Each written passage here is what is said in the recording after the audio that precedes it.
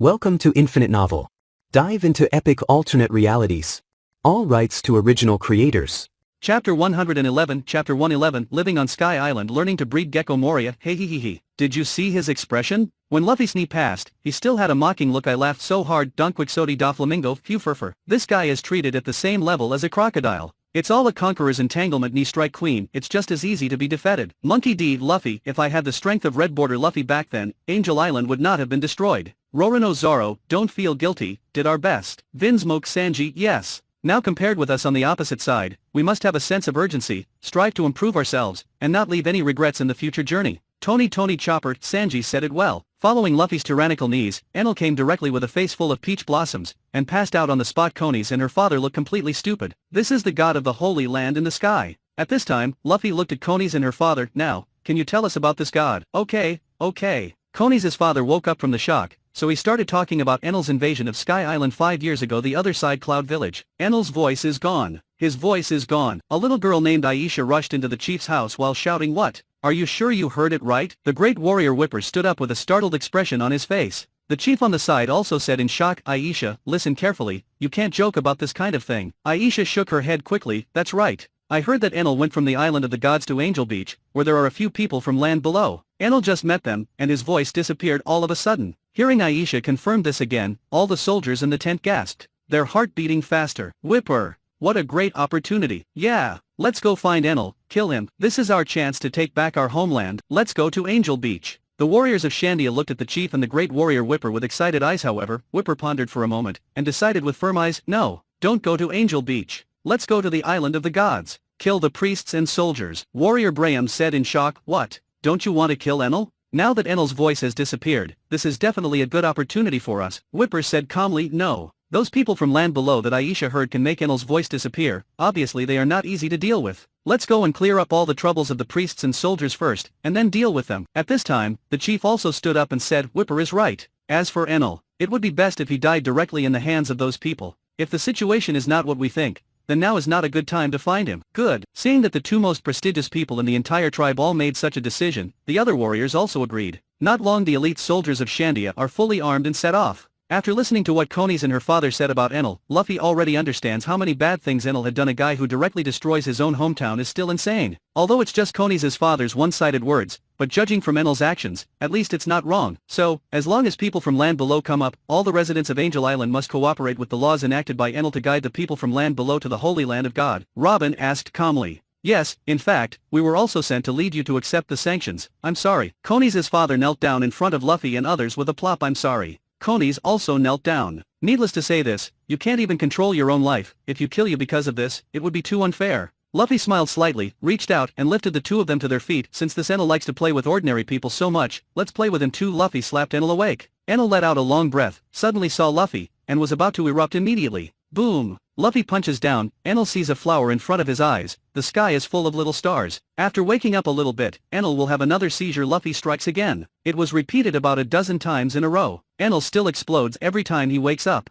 After all, being a god for so many years has always been a one-size-fits-all existence. How could Enel be persuaded by such a sudden situation now? In the end, Luffy break one of Enel's arms. Stop. Looking at Enel who didn't dare to resist anymore, Luffy said lightly, you go ahead. Let's go to town. Usopp went up and kicked Enel. What are you looking at? Do you want me to break your other arm? Following the ladder of clouds to Angel Island, many people noticed Luffy and his party along the way, but when they saw Enel with a broken arm, they all opened their mouths in shock. Konis' father also briefly explained the situation to the people around him. From time to time the street is the busiest place in Angel Island. When Luffy and his group came here, there were already people watching them, and the pedestrians on street have also noticed the situation. Kneel down. Konis dared to be bold, and scolded Enel normally. Konis would not dare to yell at him, but Luffy insisted on her doing this, and even threatened her deliberately. If she didn't do this, she would let Enel go, regardless of the things here. No way, Konis can only bite the bullet now. When the people from Sky Island gather around, the fun will officially begin. When Konis yelled kneel down, the people around were completely stunned. She actually made God kneel. This is simply unimaginable. However, what makes them even more unimaginable is, the next moment, Enel really knelt down. Angel Island people opened their mouths wide open, and watched this scene in shock. Konis scolded again. Enel, report your identity. Enel said submissively, I am Enel.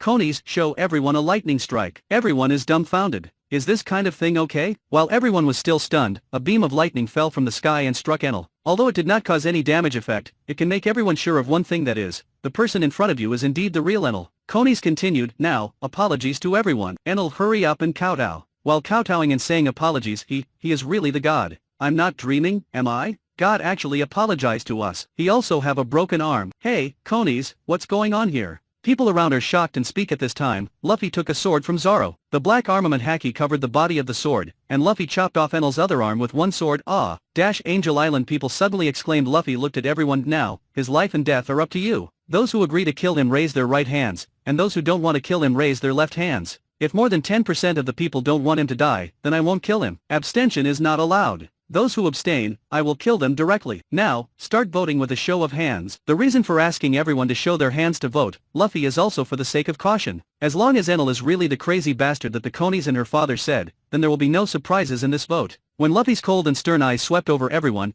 subconsciously raised their hands and mouths. Observation haki covered out. Sure enough, unanimously approved. Crack. Enel's head gurgled and rolled out. Oh, good kill, very good. Seeing Enel's death with their own eyes, the people of Angel Island are completely excited. After Enel was dealt with, Luffy and his party and Conies and her father returned to Conies' home. The island of the gods seems to be busy. Although Zoro's observation haki is not as strong as Luffy's, Conies' house is not too far from the island of the gods, and Zoro can still perceive part of the situation on the island. Luffy nodded. Well, it's Shandia's group and Enel's remaining gang. Of course, he has no intention of intervening in this battle at all. They have no friendship with Shandia, so there is no need to go to the pole to help others. Besides, when they first arrived in the sky, they was attacked by a Shandia warrior. It was kind of them not to kill him. As for killing Enel, it was purely because Enel did take the initiative to provoke Luffy and his party. Nami gently tugged at Luffy. Luffy, should we come forward to help the people of Angel Island and Shandia to peace, and persuade them to sign a truce? After all, they are people who have suffered in their hometown. Nami very much hopes that others can live in peace. It turned out that Luffy just smiled and shook his head. We are not the saviors, and it is impossible to control all corners of the world. Let's not interfere. Nami didn't seem to give up yet, and whispered, but didn't we do it in Alabasta before? That's different. Nami, you have to know. Whether it's Crocodile or the current Enel, they are actually destroyers of the balance. Alabasta was at peace till Crocodile go to Alabasta. But until Enel came here, the Angels and Shandia has been fighting for 400 years, and this is also a kind of balance. If the two of them really hope to live in peace, even without our intervention, they will sooner or later go to the road of peace.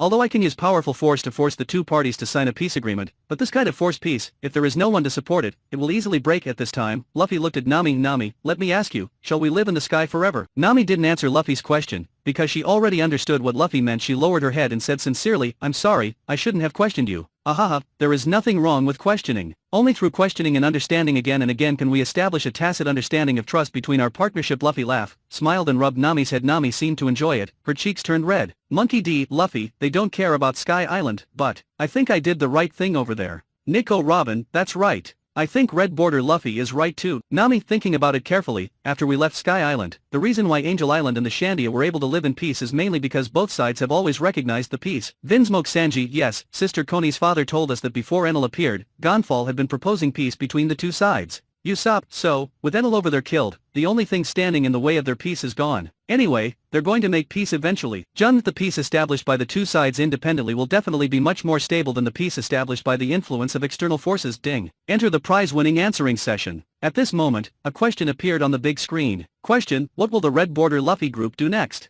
I go to the end of the cloud and return to land below from there. B, go back the way they came and land into the land below. C, stay on the Sky Island. D, involved in the war between Shandia and the natives of Sky Island, help Shandia win. E, involved in the war between Shandia and Sky Island, help the Angel to win. Chapter 112, Chapter 112. Shiki, Roger, let's overturn Marine headquarters together. Rox D, Xebec, okay. Here comes the question again. After holding back for 2 rounds, this time he can finally answer the questions again. Rox is so happy. Shiki, I can answer too. Sengoku, choose B. Gold Roger, B. Rox D, Xebec, B. Shiki, you guys. Seeing someone rushing to answer suddenly, Shiki realized that the answer to this question was obvious. In the previous video, Luffy mentioned that he will come back to exchange the bounties from the pirates in Mocktown. If you think about it this way, the possibility of option B can be said to be very high. Edward Newgate, I'm too late. Crocodile, C. Don Quixote da Flamingo, Few Furfur. Are you stupid? Crocodile, what I choose is none of your concern. Shiki, damn it. I choose C too. As a dead person, even if the answer is wrong, there is no punishment that deduct life. Although option B, which is the most probably the correct answer, has already been chosen, but Shiki doesn't want to waste his right to answer. Who knows if the next question will be an even more bizarre one. Suru, A is related to B, and D is related to E. If you look at it this way, option C is indeed possible. Gold Roger, then you can choose. Suru, I'm old, this kind of thing should left to the young people, Roger boy, don't you think so? Gold Roger, haha. Why does it feel a bit sour? Countdown to answer the question. 10 9 3 2 1 0. With the end of the countdown to the quiz, the screen and the red border video continue to play. Luffy, we also promised Uncle Cricket to help him find out if the so-called Golden Town is in Sky Island. When are we going to find the Golden Bell? Usopp asked. Luffy said, this matter is not a matter of rush, but since it has been confirmed that the Island of the Gods is a part of Jaya Island, then the Golden Bell must be on the Island of the Gods. We will explore a little bit every day for the next period of time, and we will definitely find it. Explore a little every day? What do we do the rest of the time? Nami asked with some doubts. Luffy picked up the shellfish on the table. In the next period of time, we will learn how to raise various shellfish on Sky Island. When everyone heard it, Luffy's expression was stunned. Usopp didn't understand very much. He said suspiciously, no, can't we buy these shellfish directly? Konis also nodded, that's right. You can buy it on the street. Although the quantity is very limited, you can definitely buy it. Luffy smiled, you also said that the quantity is limited. Moreover, when I was talking with your father said that some shellfish are almost extinct, and the number of such shellfish is even less pitiful. Haven't you thought about why this is the case? Konis was taken aback for a moment, and then said softly, because these shells are very useful, so the collection is too much. This is one reason. Luffy nodded, and continued, but the most important reason is that none of you can maintain a continuous supply relationship between shellfish and humans. One-sided endless demands, everything will eventually be demanded and dried up. But if we can raise shellfish independently, then all kinds of shellfish will be continuously regenerated, so that Sky Island can get endless shellfish resources. After listening to Luffy's thoughts, everyone froze in place. Can shellfish be farmed? In this world, because the ocean occupies more than 95% of the world's area, fish resources are very rich. As long as you go to sea, you can catch exotic fish. Compared to the number of marine life, the proportion of human beings is pitifully small. Even if all human beings run to the seaside to eat together, 3 meals of small grilled fish a day, it is impossible to eat more than the speed of marine life regeneration. So, in this world, no one breeds marine life, at most there are poultry and livestock. Even Sky Island.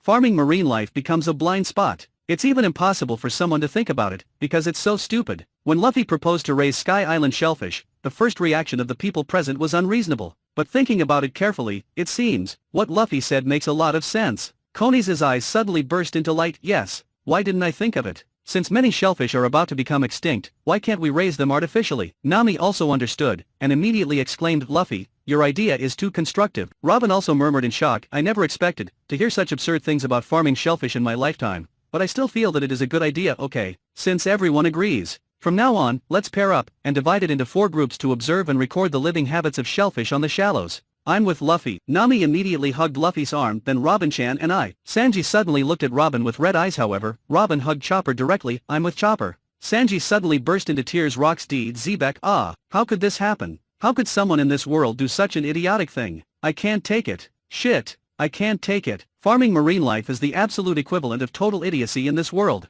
People just go out and cast a net, harvest 2 tons of fish. That's why farming marine life is considered a fool's errand. Sengoku, damn red border Luffy. For doing such a thing. Is he an idiot? Gold Roger, ha. Look like you are still unlucky. Sengoku, rocks. Shiki, I don't have any hope for this question at all. I didn't expect it to get right. Ha. Roger, I'm going to be resurrected. Rocks, I'm going to be resurrected first. Ha. Rocks D. Xebec F***** KU. Your reward is definitely not resurrection. Charlotte Linlin, isn't Captain Rocks crazy? Kaido, haha. Don Quixote da Flamingo, how can the answer to this question be so outrageous? Crocodile, how did you deduce it? Crocodile, I just think this option is likely the correct answer. Ding. Anyone who answers wrongly in this prize quiz will be punished. Rocks D. Xebec, deprived of the right to answer the next 2 rounds. Sengoku, deprived of the right to answer the next round of questions, deduct 11 months and 28 days of life. Gold Roger, the right to answer the next round of questions will be deprived, and 8 months of life will be deducted. Gold Roger, PFFFF, 11 months and 28 days. Sengoku, you almost hit the grand slam. Shiki, ha. What is luck? This is called super luck. Ha. Edward Newgate, man, if you do too many wicked things, karma will come. Gururarara. Charlotte Linlin, Sengoku is old, another year has been deducted from his life, won't he die of old age right away? Right. Sengoku, bastard Roger. You also get deduct. Gold Roger, but I'm young. Shiki, yeah. Roger is young now, and I'm going to be young soon. Ha. Rocks D. Xebec, bastard Golden Lion. Your rewards haven't come out yet. Why do you think you will be resurrected? Ding. The top correct answerer to this quiz are Crocodile and Shiki. Congratulations to both of you. Congratulations to Crocodile, reward bloodline limit magnet style. Congratulations Shiki, rewarded with a chance to revive. Shiki, okay. Ha ha ha ha ha. Roger, I'm going to be resurrected. Let's join forces this time and turn Marine headquarters upside down. Sakazuki, stop your wishful thinking. With me here, if you dare to resurrect in Marine headquarters, I will send you go back to the underworld again. Edward Newgate, Magma Boy, stop talking. Don't forget Golden Lion's fruit ability, he will literally turn Marineford upside down. Gururarara Sengoku, damn. Why is this happening? 1 year older, all of a sudden, Sengoku found that his hair has become lighter. The strength of the body has further weakened. Although he was rewarded with a good item, but if he grows old like this, any ability will be useless. Tsuru, Sengoku, don't give up hope, there are still questions to answer. Our Marines haven't lost yet. Zephyr, yes, although you are 1 year older, Garp and I are younger. Don't worry, Monkey D. Garp, that's right. Don't worry, Zephyr and I are here. Sengoku, it used to be hard, but now it's even worse. Thank you both for your comfort. Ding! Because the Bloodline Limit Magnet style is a magical thing from Otherworld, a special note is made. Bloodline Limit Magnet style remarks, the 5 basic style are Water style, Fire style, Earth style, Wind style, Lightning style. The fusion of Wind style and Earth style will produce Magnet style. And after it explained the reward for Crocodile, a light appear on the Marineford. A new person came, and this person is the now the resurrected and younger Shiki on his prime at the age of 36. The battle between the Shandia warriors and the priests and warriors has begun. However, the angel didn't take the opportunity to attack Shandia, but under the leadership of the former god Gonfall, they also went to the other side's priests and soldiers. The Straw Hat Pirates started to record Shellfish's life habits. Of course, they didn't do this for the people of Sky Island, but for themselves. According to Luffy's idea, when they leave Sky Island, they must bring every kind of shellfish's seedlings, and when they return, they can breed the shellfish themselves. Conies and her father also joined the Straw Hat research team after they understand what Luffy said. They also plan to learn shellfish farming and create a prototype of sustainable development for the future of Sky Island. The Straw Hat Pirates and their team will spend a few extra hours every day in addition to their normal practice to study shellfish farming. The life of the Straw Hat Pirates and Conies and her father is still the same, but they heard that Shandia and the Angel Island tribe have teamed up to defeat all the priests and soldiers of the now dead Enel. Then, Shandia and the Angel soldiers led by Gonfall had another small-scale conflict, but Gonfall ordered the Angel soldiers to exercise restraint. The chief from Shandia also stood up and called for an end to the war. A month later, the Straw Hat Pirates with Conies and her father have completely recorded the living habits of all shellfish, and started breeding experiments, and the relationship between Shandia and the Angel race began to ease. Both sides have already begun to migrate many residents to the Isle of Gods. Everyone has a tacit understanding, Shandia is in the north, and the Angel clan is in the south, separated by a river. Time flies, 2 months later, the first farmed shellfish has been a success. However, because of the long growth cycle of shock shellfish and roe shellfish, they are still in the experiment state. The migration of Shandia and Angel clan has been completed very smoothly. They all own part of the land now and can grow food. At the same time, they began to build a new ring island around the Island of Gods with the cut island clouds. The living environment became more and more relaxed. Another week has passed. Luffy took the perfect experimental record and announced happily, so far, we have mastered all the shellfish farming methods except shellfish removal. Next we are going to fulfill our promise to Uncle Cricket. Good. When they heard that they will be going to find the Golden Bell, the Straw Hats crew were very happy, but at this moment, a beautiful melody suddenly resounded from the direction of the Island of Gods. Golden Bell, it rang. Chapter 113. Chapter 113. Luffy, let me tell you a story. Capone Big, the Golden Bell over there rang by itself. Trafalgar Law, obviously, the people of Sky Island rang it themselves. Usopp, the situation over there is really as Red Border Luffy speculated. The Shandians and the natives of Sky Island have slowly established a peaceful cooperation. Nami, yes. The half of the island where the Shandians live is the half of the island where the Golden Bell is located. As the descendants of the great warrior Kalgura, they rang the Golden Bell with their own hands. Monkey D. Luffy, the Golden Bell was ringed by the descendants of the great warrior Kalgura and passed on to the ears of Mont Blanc Noland's descendants. This is really, as Uncle Cricket said, so romantic. Mont Blanc Noland, this is the romance of a man. Kalgura, yeah. This romance is like our friendship, it will never go out of style. Luffy, this is the sound of the Golden Bell. Suddenly heard the melody of the Golden Bell, Nami shouted in surprise. Although Nami has never heard the sound of a Golden Bell before, there are some things that she can immediately recognize for the first time. Such a beautiful melody suddenly sounded on the entire Sky Island, except for the sound of the Golden Bell. It can't be anything else. Can't be wrong. This beautiful bell must be ringing the Golden Bell. Luffy nodded, he stretched and laughed heartily. It seems that we don't need to find it ourselves, haha. I believe that Uncle Cricket has already heard the melody of the Golden Bell, but, let's go and ring the Golden Bell too. It can be regarded as fulfilling the promise to Uncle Cricket. Luffy said. Yeah, everyone was excited. Island of the Gods. When the Straw Hat Pirates came to the Shandora ruins, a large number of Shandian and Sky Island native had gathered here. They were all attracted by the wonderful bell of the Golden Bell. The great warrior Whipper is standing on the base of the golden clock, using them to build a bumper that is hitting the clock face. This is already the 100th collision, and he was crying while ringing the bell. Probably exhausted, he let go of the hammer, knelt down on the ground, looked up at the sky. Calgara, we did it. We did it. The golden bell of Shandora, we lit it again for you. The golden bell of Shandora. The golden bell of Shandora. People in Shandia are all cheering excitedly. The native of Sky Island was also moved to tears by this touching scene at this moment. A voice suddenly shouted, "Hey, can we ring it too?" This sound is not loud, but it can be heard clearly by everyone. Everyone present subconsciously cast their eyes on the owner of the voice. Ah, it's him. He is the man who killed Enel. My God. I thought they had already left, but they are still on Sky Island. When Luffy killed Enel, he went to the street to kill Enel, just to eliminate the psychological shadow that Enel left on the people of Sky Island. After that, Luffy and others started a long and patient study of aquaculture, so those who saw the Straw Hat Pirates thought that Luffy and others had left Sky Island long ago. Of course there is one person who actually knows, Aisha from Shandia. It's just that, in order not to cause everyone to panic, Aisha didn't say that Luffy and the land from below people are still on Sky Island. Now, when Luffy and his group appear here, she feel a little scared. This is the one who can kill Enel.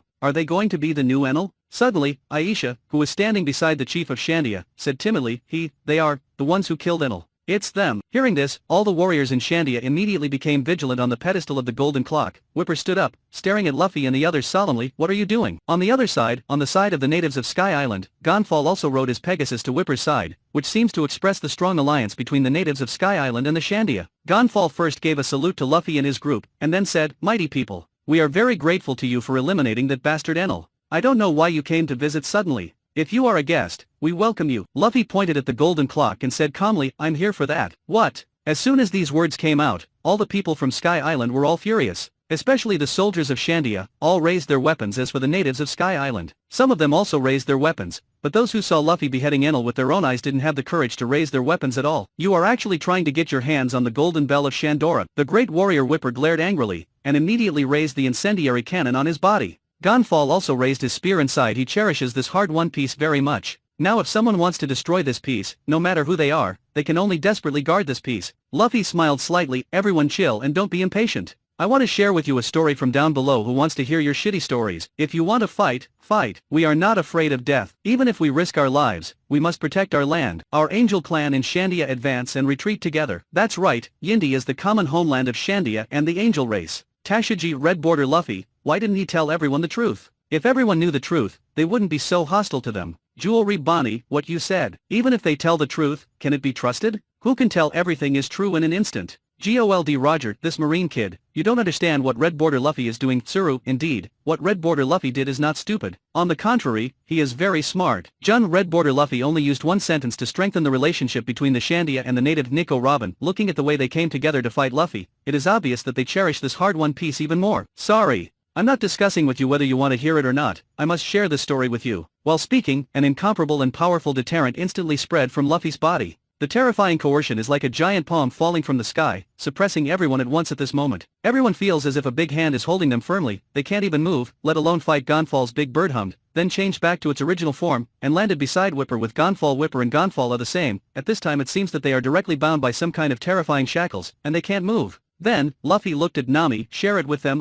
Nami nodded, then took out the story of Nolan the Great Liar from his small bag, and began to read it to everyone. At first, everyone thought it was inexplicable, but when the name Calgara appeared, all the Shandians widened their eyes in shock. That's the name of their ancestors. And the other man named Mont Blanc. Nolan obviously established a deep friendship with Calgara 400 years ago, and also saved the existence of Shandia. Then because the island where the Shandia lived was washed up into the sky, Mont Blanc Nolan was regarded as a big liar by the people of the whole world, and all his previous adventure stories were also designated as lies. In order to stick to this friendship, Calgara asked the descendants to light the golden bell of Shandora no matter what, because he was afraid that one day, when Nolan, or the descendants of Nolan wanted to come to the island again, they could not find their way. When the story was finished, everyone present was silent. The great warrior Whipper burst into tears. The old chief also has tears in his eyes. The ancestor's friend actually endured so many years of unjust injustice. After listening to this story, when Whipper looked at Luffy and the others again, there was no vigilance or anger in his eyes. He choked with sobs and said, "You guys actually want to ring the golden bell, right?" Luffy nodded, yes. In the sea area below Sky Island, there is an uncle named Mont Blanc Cricket.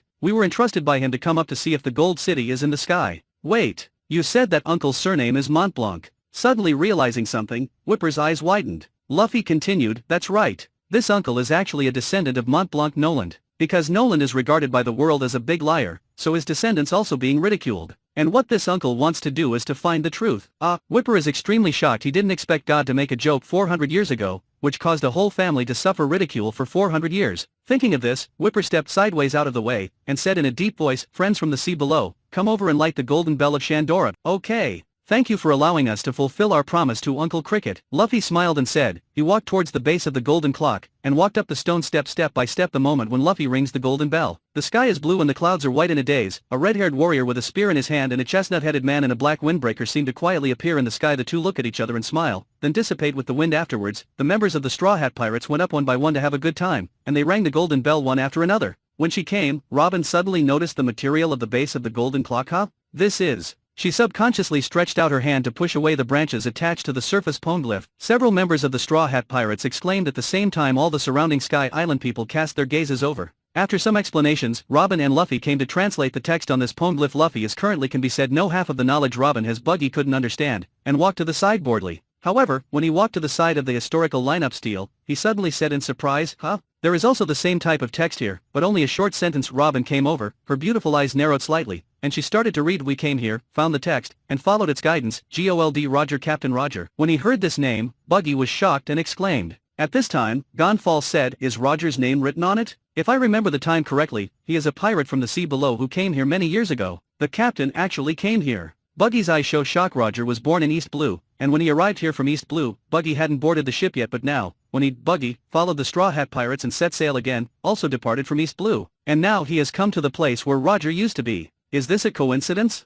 At this time, Gonfall looked at Luffy again. "Speaking of which, your straw hat is really similar to Roger's straw hat. Could it be that he gave it to you?" Luffy was taken aback for a moment, then laughed.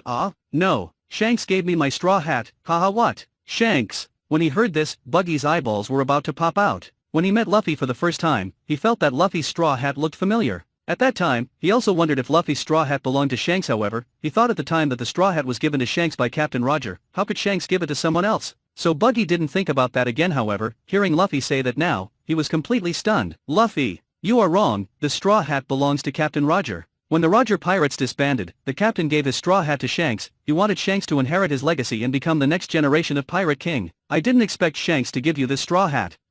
No, Shanks didn't give you the straw hat. He must have entrusted Captain Roger's legacy to you. God. Buggy's eyes zoomed in, he hugged his head, shocked. When the Roger Pirates went to Raftel, he couldn't keep up. And this time, when he embarked on the journey with the wish to go to Raftel again, his captain is actually the one who inherited Roger's legacy. The Gear of Fate. So amazing. Chapter 114. Chapter 114. Shanks, the Buggy over there was stunned. How can fate be so magical? Gold Roger, this is also very good. At the beginning, you two little guys, one passed on my will to Luffy, and the other will go to Raftel with Luffy.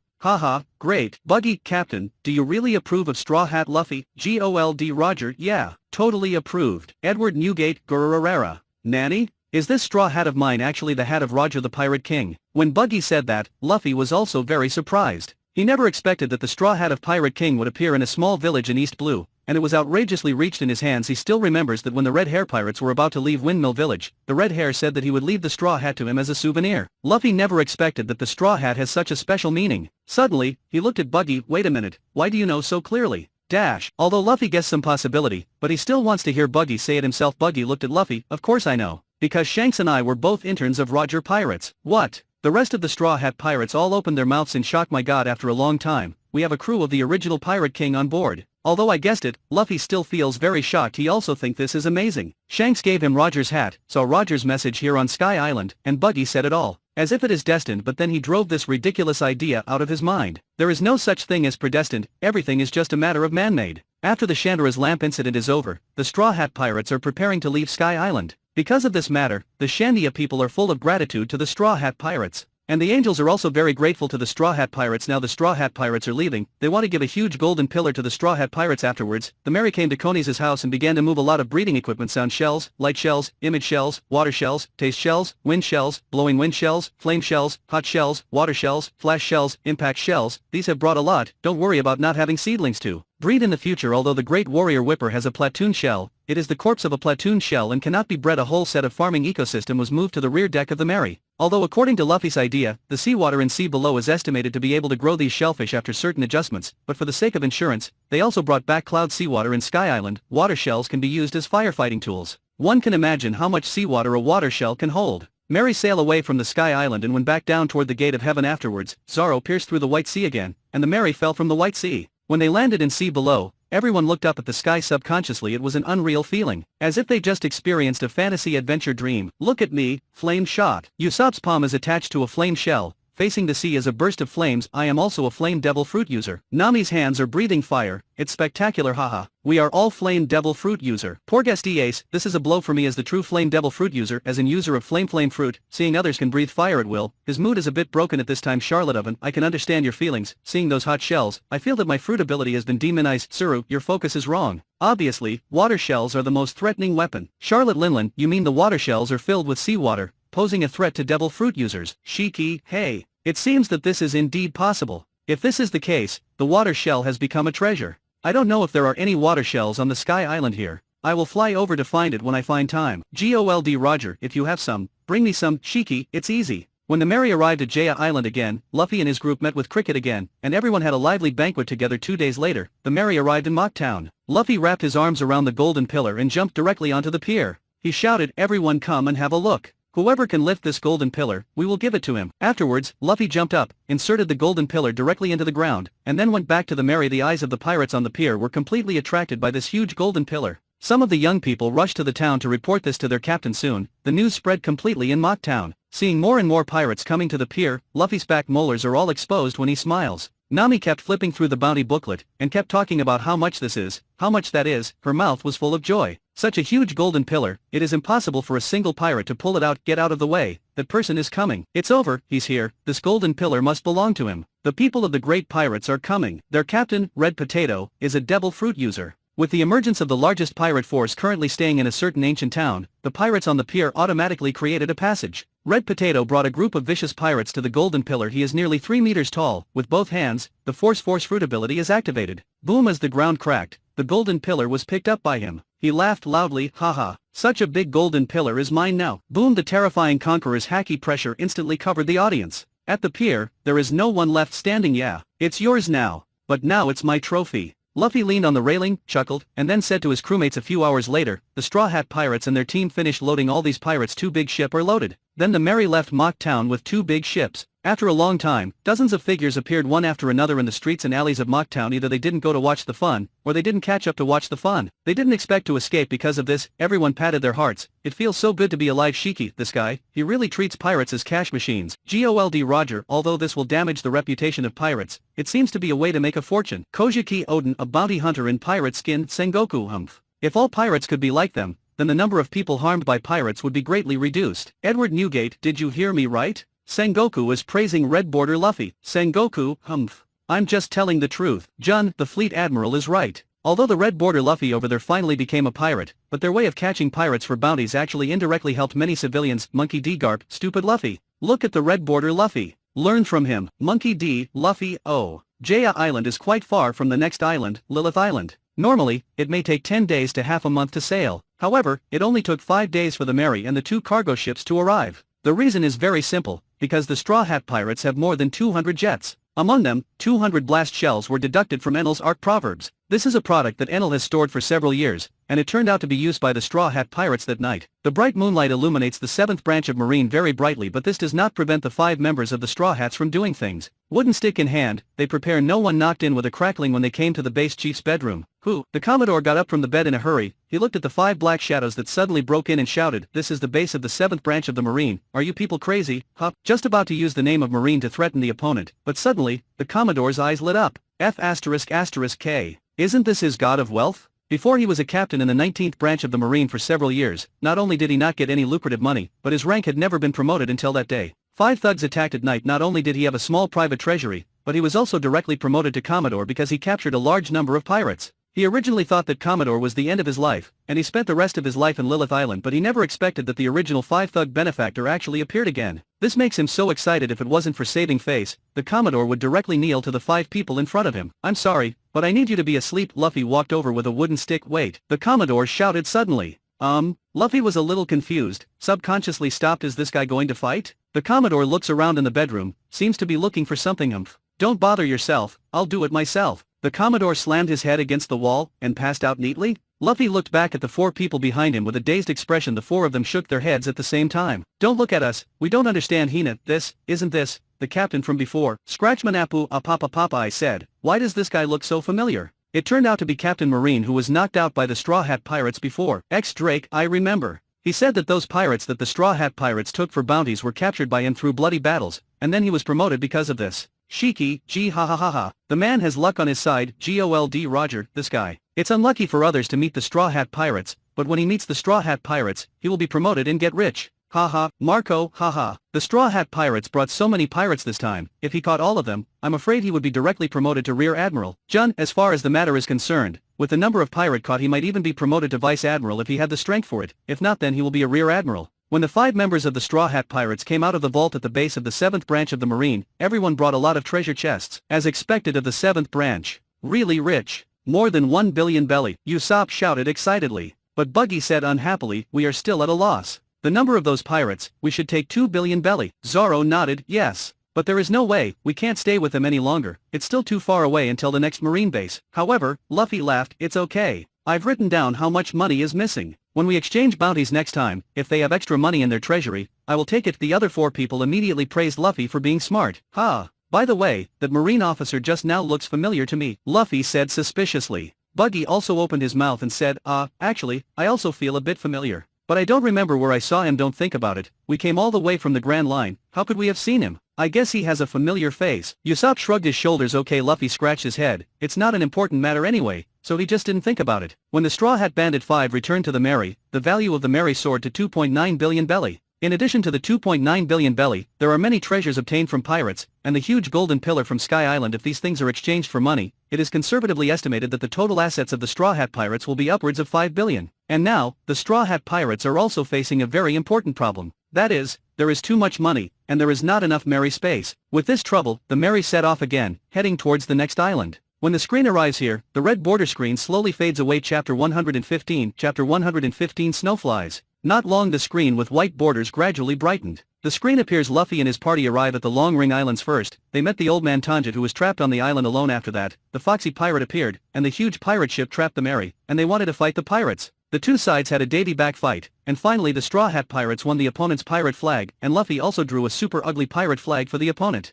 And then, Marine Admiral Aokiji appeared. In the case of almost killing all the Straw Hat Pirates, Aokiji finally showed mercy to the Straw Hat Pirates and left. Afterwards, the Straw Hat Pirates came to the capital of Water 7. When Luffy announced that he was saying goodbye to the Mary, Usopp went crazy. Usopp want to fight with Luffy. If he can win, he will win the Mary. The battle process was very exciting. Usopp's output was as fierce as a tiger. Although it caused some damage to Luffy, Luffy finally knocked him down with one punch. Stupid. How could you beat me? Luffy knelt on the ground, looking at Usopp, who fell on the ground, let out a painful roar. Then, he picked up the straw hat and turned away. Mary, do whatever you like. We will buy a new ship and keep sailing. Goodbye, Usopp. The time with you, I feel very happy. There is no turning back, only the voice of gritted teeth and reluctantly speaking floats on the shore. Monkey D, Luffy, little Mary, Usopp, I'm really sorry. Usopp, although I am still very angry watching this scene again, but I know that your decision at that time was not wrong. Roronoa Zoro, yes. In that case, if you continue to take the Mary, then Luffy will not be a qualified captain. Monkey D, Luffy, I never thought the decision was wrong at that time. It's just, I regret that I didn't take care of Mary. I didn't realize that Mary was not just a ship, but our partner. And then, it was too late. Little Mary, it's okay, you have to learn to grow up now. Luffy, Monkey D, Luffy, yep. Afterwards, Robin was captured by CP9. The group went to an ice lobby, and a big battle broke out between an ice lobby and CP9. When Robin hoped that everyone would not save him, Luffy ordered Sogi King to destroy the flag representing the world government, expressing one thing firmly, that is, Robin, even if we are against the whole world, we will save you. Afterwards, the battle start. When CP9 was defeated, the Straw Hat Pirates and their party have reached the point where they are exhausted, and Marine is Buster Call also follows. On the escape bridge, the bridge deck was bombed, 2 isolated piers. Luffy is on one of the piers and the others are on the other. Just when everyone was desperately trying to get Luffy to jump over, Buster Call's artillery bombarded the escape. Shiki, Nanny? The escape boat was also destroyed? How did they survive? Looking at the situation in the picture, the Straw Hat Pirates should have no chance. But the crew members of the Straw Hat Pirates are still alive, which means they didn't die at that time. Gold Roger, the pier has become an isolated island, surrounded by 5 large marine warships. The gun barrel has also been turned around Edward Newgate Gururera. The old man is also very curious, how did they survive? Trafalgar Law, the Straw Hats, How did you escape from there? Monkey D. Luffy, you will find out soon. Little Mary, hee attention all Marines, aim at the first bridge pier, and kill Straw Hat Luffy on it. Luffy, it's dangerous, quickly reach out. Come on Luffy, Luffy, stand up, please. Looking at Luffy lying motionless on the pier, everyone is about to panic. But at this moment, apart from shouting anxiously, they have nothing to do. Just when everyone thought that Luffy was going to die, suddenly the faces of the Straw Hat Pirates changed drastically. Who?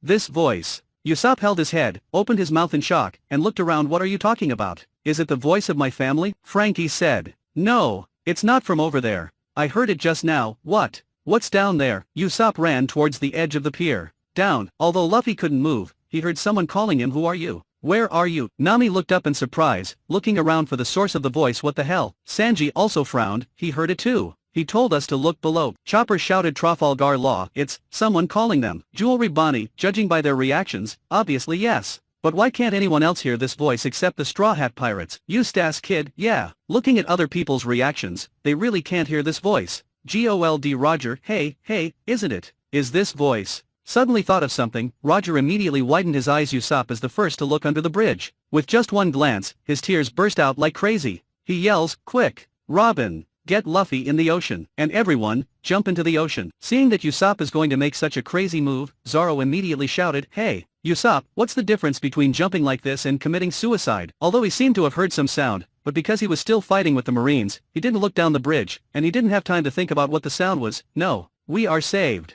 She has come to save us. Usopp burst into tears, he grabbed Zoro's collar and shouted, we have a partner. At this time, Nami, Sanji, Chopper and others also saw the source of the sound under the bridge. Fleur. Robin used the flower fruit ability, and Luffy directly lifted off the pier. Jump! The other partners of the Straw Hat Pirates also jumped down as they fell. The sea below appeared in front of everyone's eyes. A sailing ship with the Straw Hat Pirates flag is waiting for everyone in the Straw Hat Pirates in the Sengoku. What? That, the ship, hasn't it been towed to the shipbreaking yard? Sakazuki, impossible. How can a ship whose keel is almost broken, sail from the Water 7 capital to an ice lobby? Borsalino, is this a joke? That ship is covered in bruises, and it took all the luck of the Straw Hat Pirates to reach the capital of the Water 7. How could it continue sailing? Shiki, is it my illusion? There seems to be no one on the deck of that ship. There is no steering wheel. How did it come there? Gold Roger, my god. I may have guessed it right. If nothing else happens, this ship, it came here by himself. Charlotte Linland, Nanny? Roger. The ship comes by itself. What are you talking about? Edward Newgate, no way. Do you mean, the ship spirit? What? When Whitebeard mentioned the word ship spirit, all moviegoers were shocked. F***K. Everyone suddenly remembered. The ship Mary awakened the ship spirit when it was in Sky Island. Can the ship spirit really sail the boat by itself? Let's go back together. Let's go on a sea adventure. Everyone, I'm here to take you home. A voice resounds on the sea. Although they didn't see the person who spoke, everyone knows that this is the voice of the Mary. What? Where did that ship come from? Damn! How did these guys get this ship here? By being surrounded by many warships. From the perspective of the pirates, it should be the pirate ship of Straw Hat crew. Do you want to shoot and sink it? No. Nico Robin is still up there. She is the one who was specified to be captured alive. Just when the Marines on the Buster call were at a loss, Spondum picked up the radio Den Mushy and shouted, listen, Aokiji Admiral ordered. If Nico Robin can't be caught alive, blow the ship up with her. At this time, the huge whirlpool appeared. Marine's warship was affected by whirlpool and lost its aim, and the Mary jumped out of whirlpool directly through the wind-fired cannon and escaped from the sky. Jun, oh my god. That ship really saved them. Don Quixote da Flamingo, the ship saves people. It's really unheard of. This world is so wonderful. Dracule Myhawk, is this the legendary ship spirit? It's really eye-opening. Gold Roger, there are too many people who regard the ship as a partner, but only to manage to awaken their ship spirit. Edward Newgate, Gulala LA. The old man also regards the ship as a partner, but this guy doesn't give me face, and it hasn't awakened until now. When the Mary once again carried the Straw Hat Pirates to the capital of Water 7 the moment it reached the shore. Crack! The bow of the ship suddenly broke.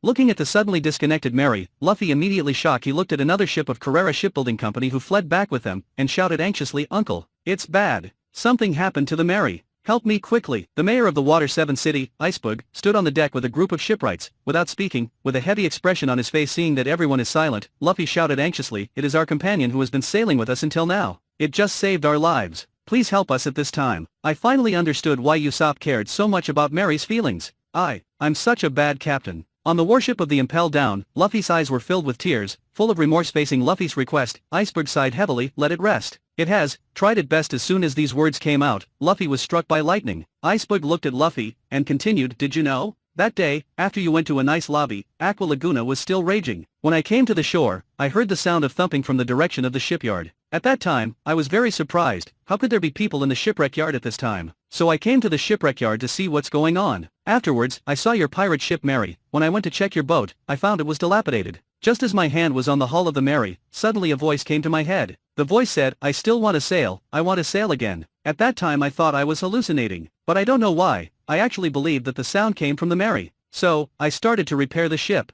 Although I have tried my best to repair it, I am sure that it will definitely not meet the conditions we're going to see. But, do you know? The moment I finished repairing, that voice came to my mind again. It said, "Thank you." Then I saw a scene that I will never forget. Your Mary has gone to sea by itself. So, I decided to go to sea on Carrera's ship, and I wanted to see if the Mary could complete its voyage again. Then, I saw a miracle. Although I have been a shipwright for many years, I have never seen such an amazing ship. It, fortunately survived on the sea. The wind is very strong, the flames are burning on the body of the Mary. It was a sunny day, but there was fine snow in the sky. The fine snow is flying, falling on the burning Mary, turning into rain, sliding down the sheep's head, like the tears of Mary in the falling snow. There is a cute voice vaguely, "I'm sorry, but I actually want to take you further. I'm sorry, I really want to continue to take risks with you, but This time, everyone heard Mary's voice. Luffy burst into tears and yelled in extreme pain, "We are the ones to say sorry." He cries and shouts, "I don't know how to steer, I caused you to crash into an iceberg. I even broke the sail." Zoro and Sanji are two idiots who are always wreaking havoc on the boat. Although Usopp repairs you every time, he is not a shipwright.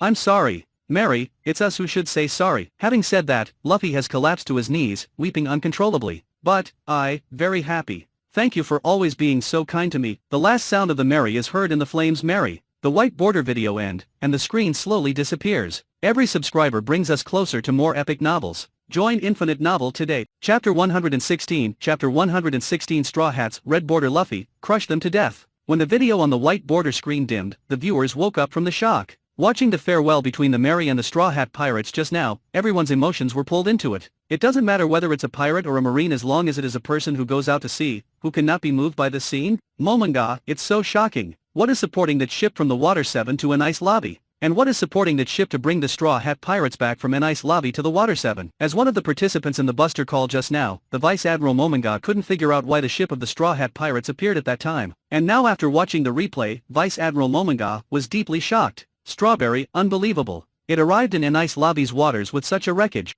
Obviously, the Mary was hanging in one breath at that time. Until its owners were safely sent back to the capital of Water 7, its breath was also loose. Suru, yeah. So it was broken as soon as it arrived in the capital of Water 7. Gold Roger, since I'm living a new life. Then this time, I also want to treat my new boat well, and I also want my boat to awaken the ship spirit. Shiki, gee ha ha ha ha. Then let's compare and see whose ship will awaken the ship spirit first. At this moment, the video with the red border slowly lights up, the screen appears. Mary has arrived at the Long Ring Islands.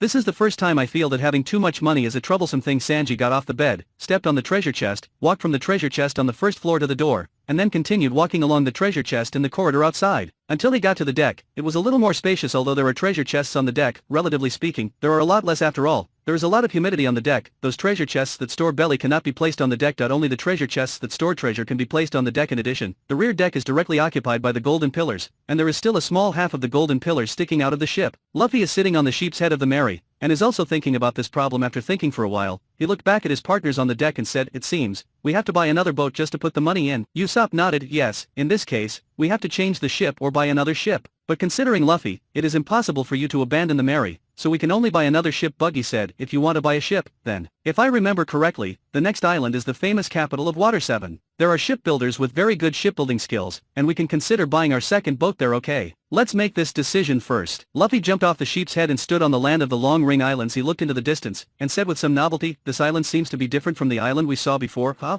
Look at that dog, it's so long." Usopp points to a dog looking for food in the distance, and shouts, "Wow. Haha." Chopper laughed. Robin stretched out her hand and built a pergola in front of her forehead, looked at it, and said doubtfully, "There seems to be no one here." "No, there are human, but only one." Luffy's observation haki has already covered the island, and the area of the island is not particularly large. There is only one person on an island. Nami blinked curiously, but it looks like this person is very strange. "Let's ask him." Luffy thought for a while, then walked towards the distance. Soon, everyone found the old man Tanjit, who was stepping on a bamboo pole. After some questioning, everyone rescued him. Sanji shouted in shock, "What? You have been walking on stilts for almost 10 years. Yes. The people of the clan must think that I am dead. Everyone migrates every 3 years. Now they should have migrated to the 4th island from this island. But it doesn't matter. As long as I go to the next island every year when the tide is low, I will be able to join the people of the clan in 4 years, Tanjit said happily. At this moment, Buggy's head flew down from the sky. I saw it in the air just now. The terrain here is probably a ring-shaped island chain composed of 10 small islands, Buggy said. Luffy looked at Tanjit. Let's make a deal. You entertain us with the special products of the island for 3 days. After 3 days, we will send you and your horse to reunite with your clan by ship.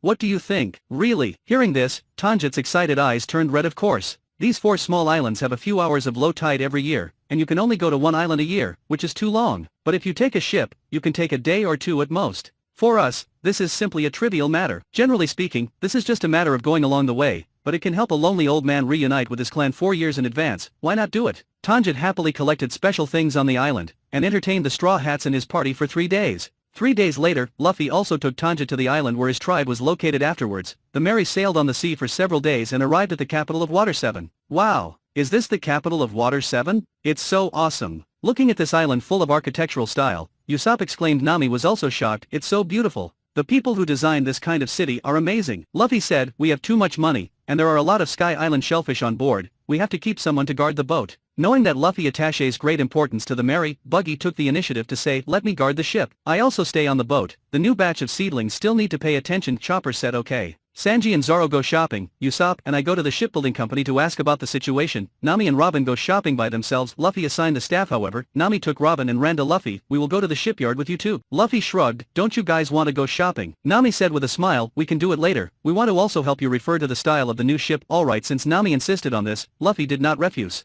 Nico Robin, I also went to the shipyard over there. At this time, the shipyard of the capital of Water 7 should still be an undercover agent of CP9 there. Nami, yes. Sister Robin, if you follow, you will definitely be recognized by those CP9. Usopp, it's good to recognize it. Those bastards from CP9 made us so miserable. This time, let's see how the red border Luffy crushed them to death. Tony Chopper, yes. Crush them to death. Vinsmoke Sanji, crush them to death. After disembarking, the 4 of them began to inquire about the location of the shipyard. The structure of the capital of Water 7 is very unique. After entering the city, there are almost no remote places, all of which are relatively prosperous downtowns. The 4 people can be said to have walked all the way and indulged, and took the famous local boat, and finally came to the largest shipyard in the area, number 1 shipbuilding affiliated to the Carrera Company. Entering the shipyard, Polly, one of the foremen, came over. Excuse me, are you here to repair a ship or? Seeing Usopp carrying 2 large boxes in his hand, the foreman is shocked. Usopp replied, we want to buy a big ship, a very, very strong one. Better if it can dive, Luffy added. When they came out of Drum Island before, they met Wapol's pirate ship, which was a ship that dived to the sea. That was the first time Luffy saw a submarine, and it left a deep impression on him.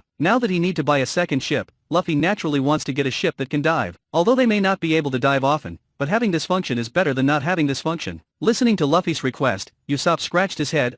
You want a submarine? No, it's a ship, but it can transform into a ship that can dive. Luffy shook his head and gestured with 2 hands. That's it. If you wrap it like this again, he can dive underwater. After coming up like this, unfold it again. It's a normal ship. Do you understand? Polly the foreman was stupefied. Let me say it. Usopp understood that what Luffy wanted to say was referencing the ship of the Wapol Pirates, so he asked for a piece of paper, and quickly drew the ship of the Wapol Pirates. Seeing the picture drawn by Usopp, Luffy was overjoyed. Yes, it's like this, but it should not be so ugly. And it must be durable. This kind. Looking at this picture, Polly shook his head. Although this kind can be made, it's not practical. So many deformation links will affect its firmness. Are you sure you want to do this? What's going on? Polly. At this moment, another foreman, Lucci, came over. Polly turned his head to look at Lucci. Oh, these people want to buy a ship, but the plan they put forward is very funny. I'm giving them an idea.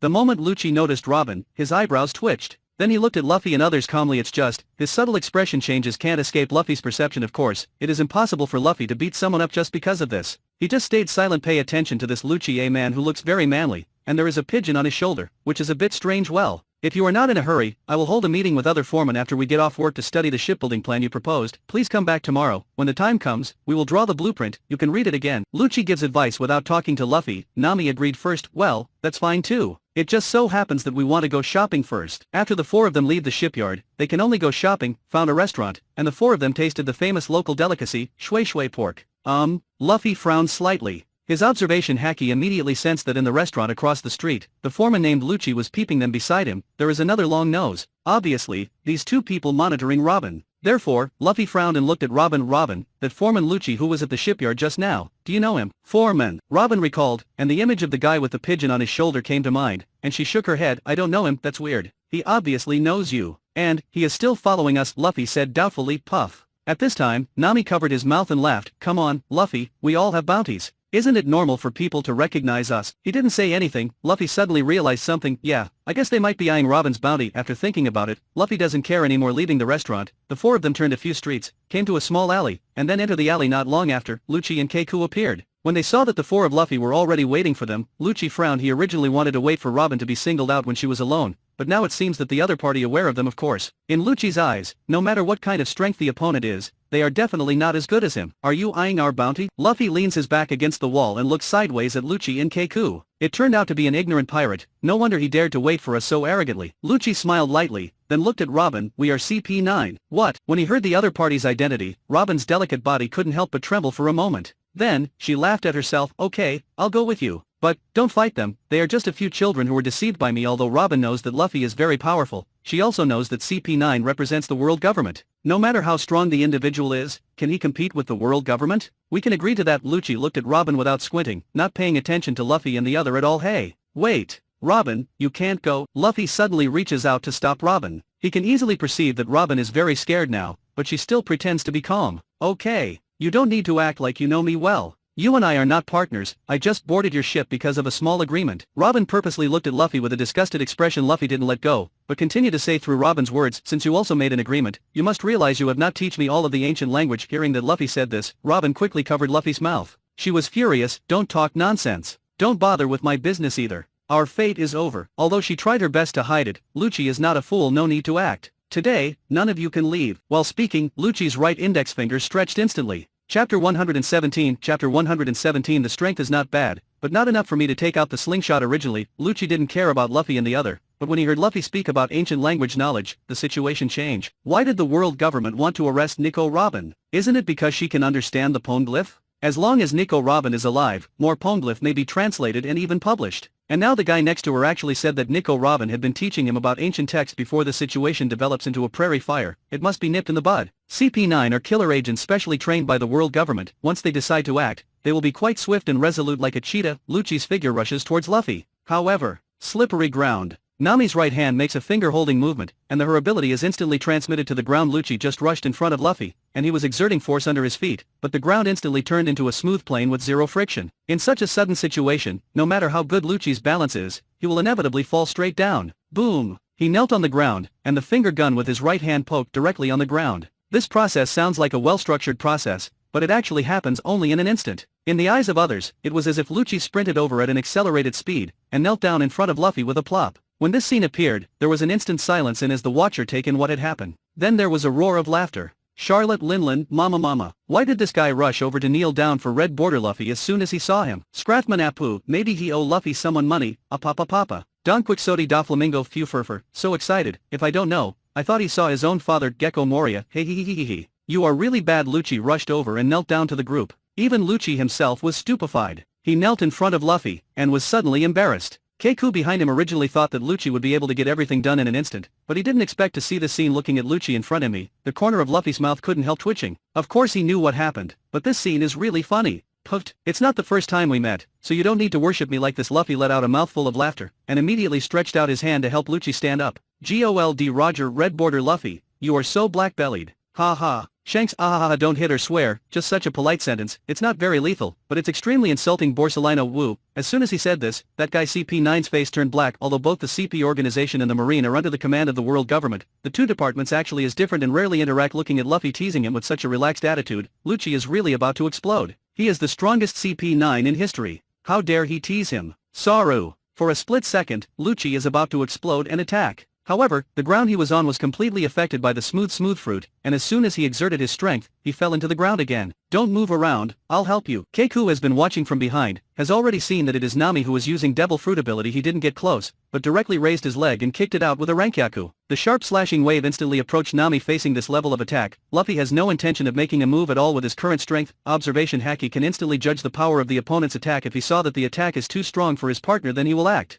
But, the Rankyaku issued by Keiku in front of him is obviously far from that level. Of course, this level of attack also has its benefits, that is to practice for the crewmates. As Luffy thought, Usopp was overjoyed when he saw such an enemy. Hey, it's time for him to show off. Usopp stepped out. Although his physical talent is limited, but his training time is second only to Zoro. Coupled with Luffy's personal guidance, his armament haki has already passed the elementary level, and is gradually approaching the intermediate level of course. Usopp's talent points are not only reflected in sniper skills, but observation haki is also his strong point. His observation haki is now infinitely close to the high-level observation haki, and he may pass that step at any time and become a master of the high-level observation haki. Facing Keiku's Rankaka slashing wave at this time, Usopp easily locked its flight trajectory and range. He stood in front of everyone in an instant, and do a defensive posture to take the attack head-on. Idiot. Lucci and Keiku sneered at the same time when they saw Usopp blocking the Rankaku with his hand. Vinsmoke Sanji, what's the situation? Does Usopp over there have physical skills? Frankie, it's the shock shell. He absorbed the attack with that, Usopp, haha. The me over there really smart. After the Rankaku hit Usopp, it disappeared without a trace. Keiku frowned and froze immediately.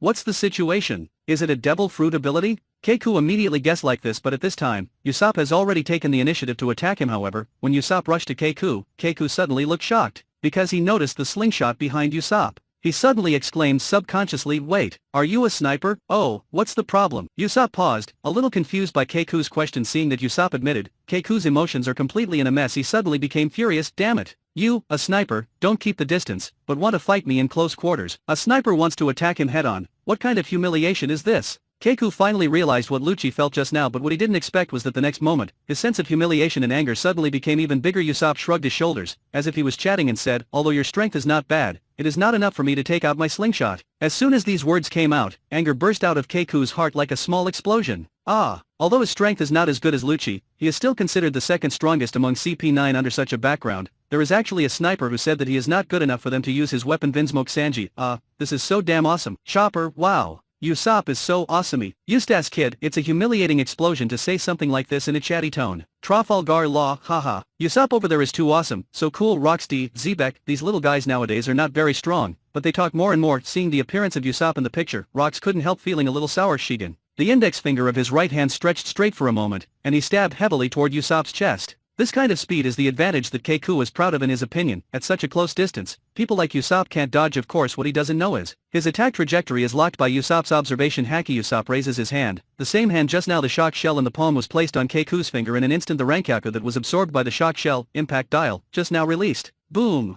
The power of the Shigen and the power of the Rankaku instantly caused a strong explosion. Keiku subconsciously took 2 steps back. What? That power is the Rankaku I sent just now. After realizing this, Keiku became even more angry and furious. The opponent uses the power he just used to deal with the power he is using now. Doesn't this mean that 2 people are fighting and only he is contributing? Keiku couldn't help but said angrily, damn it. What kind of skill is it to fight me with my own attack? Don't be angry, I'm just doing a simple test. I won't use your power to attack. Usopp raised his right hand palm, buckled the shock shell in his palm in front of Keiku, and put it in the side pocket of the small satchel. Seeing that Usopp put away the shock shell, Keiku breathed a sigh of relief. Otherwise, this battle would be too aggrieved for him. After Usopp put away the shock shell, he opened the right side pocket of the small shoulder bag and took it out with his hands. What is that? Seeing Usopp taking things, Keiku suddenly became nervous again. Brush. Usopp pulled out a new shock shell. He glanced at the mark made on it, and suddenly said to himself in astonishment, this is Luffy's attack, forget it, don't use this or he will be killed. While muttering, he put the shock shell back, and then fumbled in the bag. Nanny? Although Usopp is talking to himself, but Keiku was so close, of course he heard it. It's too much. Worried about killing me? Asshole, I will kill you first. Just when Keiku was about to make a move, Usopp get another shock shell. He looked at the mark on it, and his face was not very satisfied. It belongs to Zoro. No, Zoro's attack probably too much for him. Speaking, Usopp stuffed the shock shell back, and Usopp get a third shock shell. This is Sanji's attack. Well, it's about the same, probably won't kill him all at once. Usopp had a momentary expression of serious thinking on his face, then nodded himself, and put the shock shell in the palm of his hand. Borsalino, woo, this kid's behavior is really hateful, I feel angry when I see it. Edward Newgate, Guru Herrera, really deserves a beating, Vinsmoke Sanji, Rorano Zoro, stupid curly brows. Doesn't that just show that Usopp over there has an extremely correct perception? Vinsmoke Sanji, bastard. I'm going to fight you. Enough. Keiku can't bear it anymore. He felt that he was only a little bit away from being pissed off, and in anger, he rushed to Usopp and shouted, Machine Gun Shigen. A figure approaching at a high speed, Keiku poked Shigen out with both hands at the same time. Usopp's observation haki easily locks the Keiku's attack direction. Of course, because of the relative lack of physical skills, Usopp can't easily get out of the way, but Usopp didn't do that. When Keiku launched the first wave of attacks, he drew his right palm on Keiku's chin from bottom to top at a tricky angle. The power of Sanji armament haki's strenuous kick stored by Shellfish, Dial, burst out. Keiku's head seems to be lifted up suddenly by an invisible big hand. Blood squirts madly. His body also flew up together. Boom. fall to the ground, unconscious. Chapter 118 Chapter 118 Red Border Luffy wants to learn Marine 6 styles? Monkey D. Luffy, did Usopp defeat him that fast? That Usopp over there is awesome. Vinsmoke Sanji, hey. He used the shock shell that absorbed my attack. It's me, okay. Roronoa Zoro, no matter how powerful it is, it still ranks behind me and Luffy. Vinsmoke Sanji, impossible. Nami, it should be behind me over there. Vinsmoke Sanji, ah. Nami-chan is right after Keiku is done. Usopp grabs Keiku's nose and walks back. Lucci tried to get up 2 or 3 times in a row, but fell badly. Luffy raised her eyebrows. You are so tired, can't you take a rest? Lucci seems to be very stubborn. He got up again, and was slid down again. But at the moment when he slipped and fell into the air, he let out a low voice, Kami. Suddenly, his figure was like a piece of paper, and he floated up. Oh? Luffy's eyes lit up when he saw Lucci's strange new moves again, and at this time, Lucci, who was in the air, suddenly stepped on the air with both feet. Jeppo. Step once, and Lucci fly into the air. The muscles on the body swelled up as if they were suddenly pumped up. The color of the skin has also changed in an instant. He became half human, half leopard. Huh? It's a Zoan devil fruit power. Luffy was slightly surprised. At this time, Lucci suddenly turned his head, and fixed his eyes on Luffy. Thinking of Luffy's humiliation just now, Lucci can't wait to let Luffy's head fall immediately. Realizing that Lucci is going to attack him, Luffy grinned slightly. I advise you not to think about it. Hearing this, Lucci became even more angry. Asshole. What qualifications do you have to underestimate me, Lucci? Go to hell. The next moment, Lucci appeared in front of Luffy. 6 King's Spear. Without any hesitation, Lucci used his strongest move. As soon as he makes a move, he clenched his fists fiercely, like 2 hammers, and smashed towards Luffy's chest viciously. Facing Lucci's attack, Luffy moved his feet lightly, and turned sideways to avoid the power of these fists. Nanny? The moment his fists hit nothing, Lucci was shocked. At this moment, time seems to slow down. Lucci's body still maintains the shape of a Superman flying and punching. The moment the 6 Kings gun was emptied, Lucci suddenly noticed that Luffy disappeared from where he was and appeared on his right side. Instead, he subconsciously turned his head to the right and looked over, but saw Luffy smiling slightly, and then casually stepped down to block Luffy from following. Lucci's body immediately rolled in a clockwise direction. Then Luffy stood on one leg, raised one leg without haste, and the sole of the foot rushed straight to the sky. Goma Goma no axe. All these moves are almost completed in an instant. Luffy's feet fell from the sky. Lucci was laid on the ground and fainted immediately. Nami happily said, Miss Robin, you don't have to go with them. However, Robin's complexion is not pretty. She said with a worried face, why did you attack CP9? Do you know that once you take action against them, it is equivalent to fighting against the world's government? Even if you defeat them, the world's government still has a CP0, an even stronger agent. Luffy, you really shouldn't fight against the world government for people like me. As early as I was 8 years old, I should have died. Because of an accident, I survived. For these years, I have been bearing the will of O'Hara, wanting to translate all the poneglyph of the world. But I also often feel tired. If I die, it will actually be a relief for me. But now you are implicated, you make me full of self-blame. Robin knelt down on the ground, holding the ground with one hand, covering her mouth with the other. Tears kept flowing. Although she had betrayed many organizations before, in her view, those organizations deserve what they deserve. However, this time, she felt extremely painful for the Straw Hat Pirates to offend the world government because of her affairs. Bearing the title of Devil Child, Robin is actually a kind person. This feeling of guilt makes her miserable. What are you talking about? Seeing Robin crying bitterly, Luffy picked his nostrils. Isn't that just beating 2 lackeys of the world government? Is this considered a matter?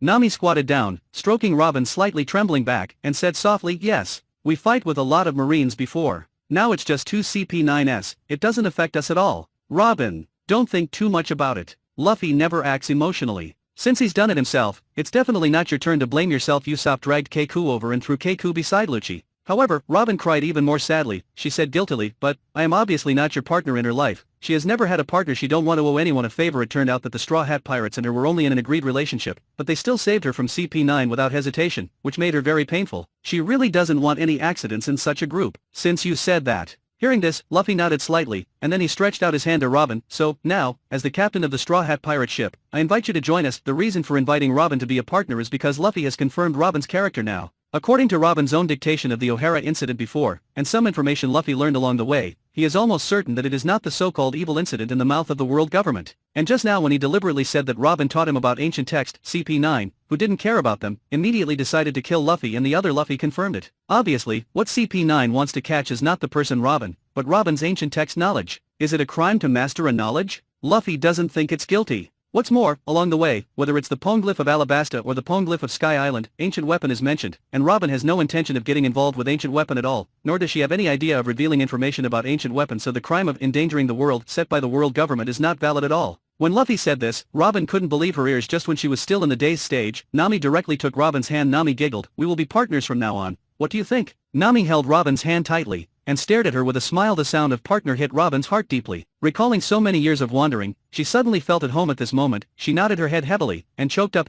Luffy, what about these two people? At this time, Usopp points to Lucci and Keiku. Luffy rubbed his chin. Take them back to the ship first. I'm very interested in the attack method they used just now. Afterwards, Usopp and Luffy each carried one on their backs, pretending to be carrying their own people, and came to the side of the river, rent a small boat and go to the pier where the Mary is located. Nico, Robin, phew, the me over there has finally become everyone's partner, so I can always rest assured. Nami, it's been said a long time ago. Those of us over there will definitely get on board. Frankie, it's my turn next time.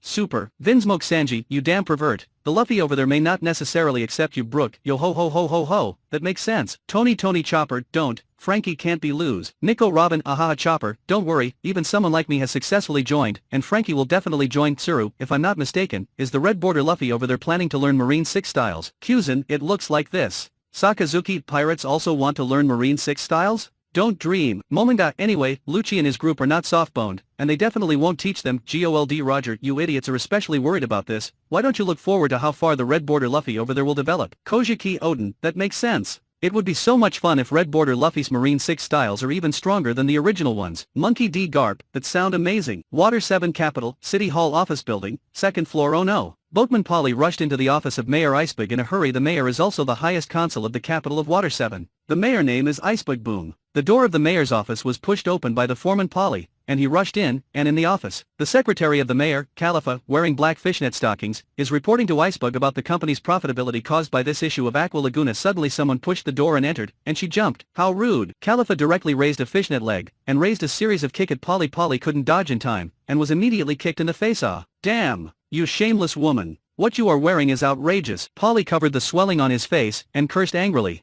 At this time, Icebug looked at Polly suspiciously. Polly, at this point in time, you are not staying in the shipyard. What are you doing here? Hearing what Icebug said, Polly realized that he came here for something important. He hurriedly yelled, not good. President. Lucci and Keiku were taken away. What? Icebug and Khalifa turned pale with shock almost at the same time as CP9, who came here as an undercover agent. Of course Khalifa understands how strong Lucci and Keiku are. Now, Polly actually said that someone took Lucci and Keiku away? Only CP9 has ever caught people. When will it be someone else's turn to catch CP9? And Icebug thought someone kidnapped his company's employees, so he stood up immediately. What's going on? Tell me carefully. Polly quickly said, this morning, 4 people came to our shipyard and said they wanted to build a big ship that can dive. Afterwards, Lucci said that he would hold a meeting to formulate a plan. Let them go back first. However, when it was time for the meeting in the afternoon, Lucci and Keiku were not there. Others said that they went out for lunch, so I went out to find them. As a result, when I was looking for them, I saw the 4 people who wanted to build the ship come out of an alley, carrying Lucci and Keiku. I saw that they rented a boat, so I immediately rented one too to follow them. Who knew? Their boat was like a rocket, it disappears after sailing. Polly told what he saw in one breath. Khalifa frowned. She doesn't doubt what Polly said, because she knows that these foremen of the Carrera Company are very loyal, otherwise Polly would not want to follow those people alone. However, what she was puzzled about was, what's the situation with Lucci and Keiku? Could it be that someone used some kind of trick to make them suddenly lose their fighting power or become unconscious?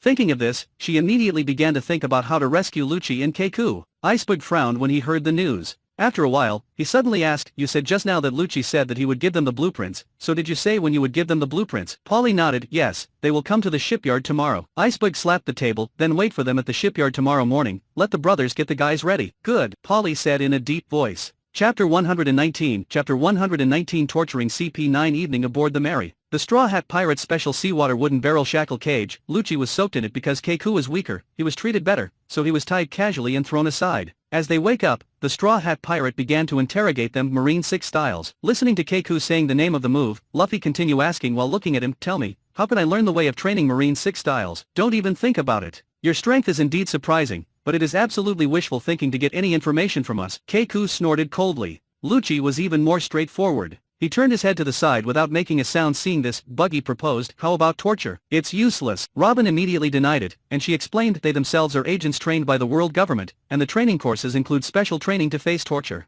If you want to get information from them, it is a very difficult thing in itself. If you want to learn about Marine 6 style method from them, you can only use unconventional means. What kind of unconventional means? Nami asked curiously. Robin shook his head, I haven't thought of it. Everyone almost fainted. Luffy thought for a while, and said to Usopp, give them a chili star first, to warm up their mouths. Okay. Hearing this, Usopp was immediately happy. He pulls the slingshot, chili star is ready. Then, he looked at Robin. Robin, do me a favor. Of course Robin understood what Usopp meant. She crossed his arms and activated the ability of flower fruit. They saw Lucci and Keiku's mouths were picked whizzing. 2 chili stars shot into the mouths of Lucci and Keiku with great precision. Hiss. The chili star was directly poured into the throat, and the expressions of the two of them suddenly changed, and their faces were flushed. Bursts of heat waves began to emerge from their orifices. Looking at the two CP9s sticking out their tongues like crazy, Robin smiled. Although this is quite ruthless, it is definitely not far enough to make them speak. Luffy nodded. Well, I didn't expect them to open their mouths right away. Anyway, we are not in a hurry. When you have free time every day, you can think of some ways to see who can pry their mouths open first. Although Luffy is very interested in Marine 6 styles, he is not in a hurry at this time. Sanji walked up to Luffy and said, don't you think this is strange? They are agents of the world's government, and they want to catch Robin-chan. It's no problem. But why are they building ships?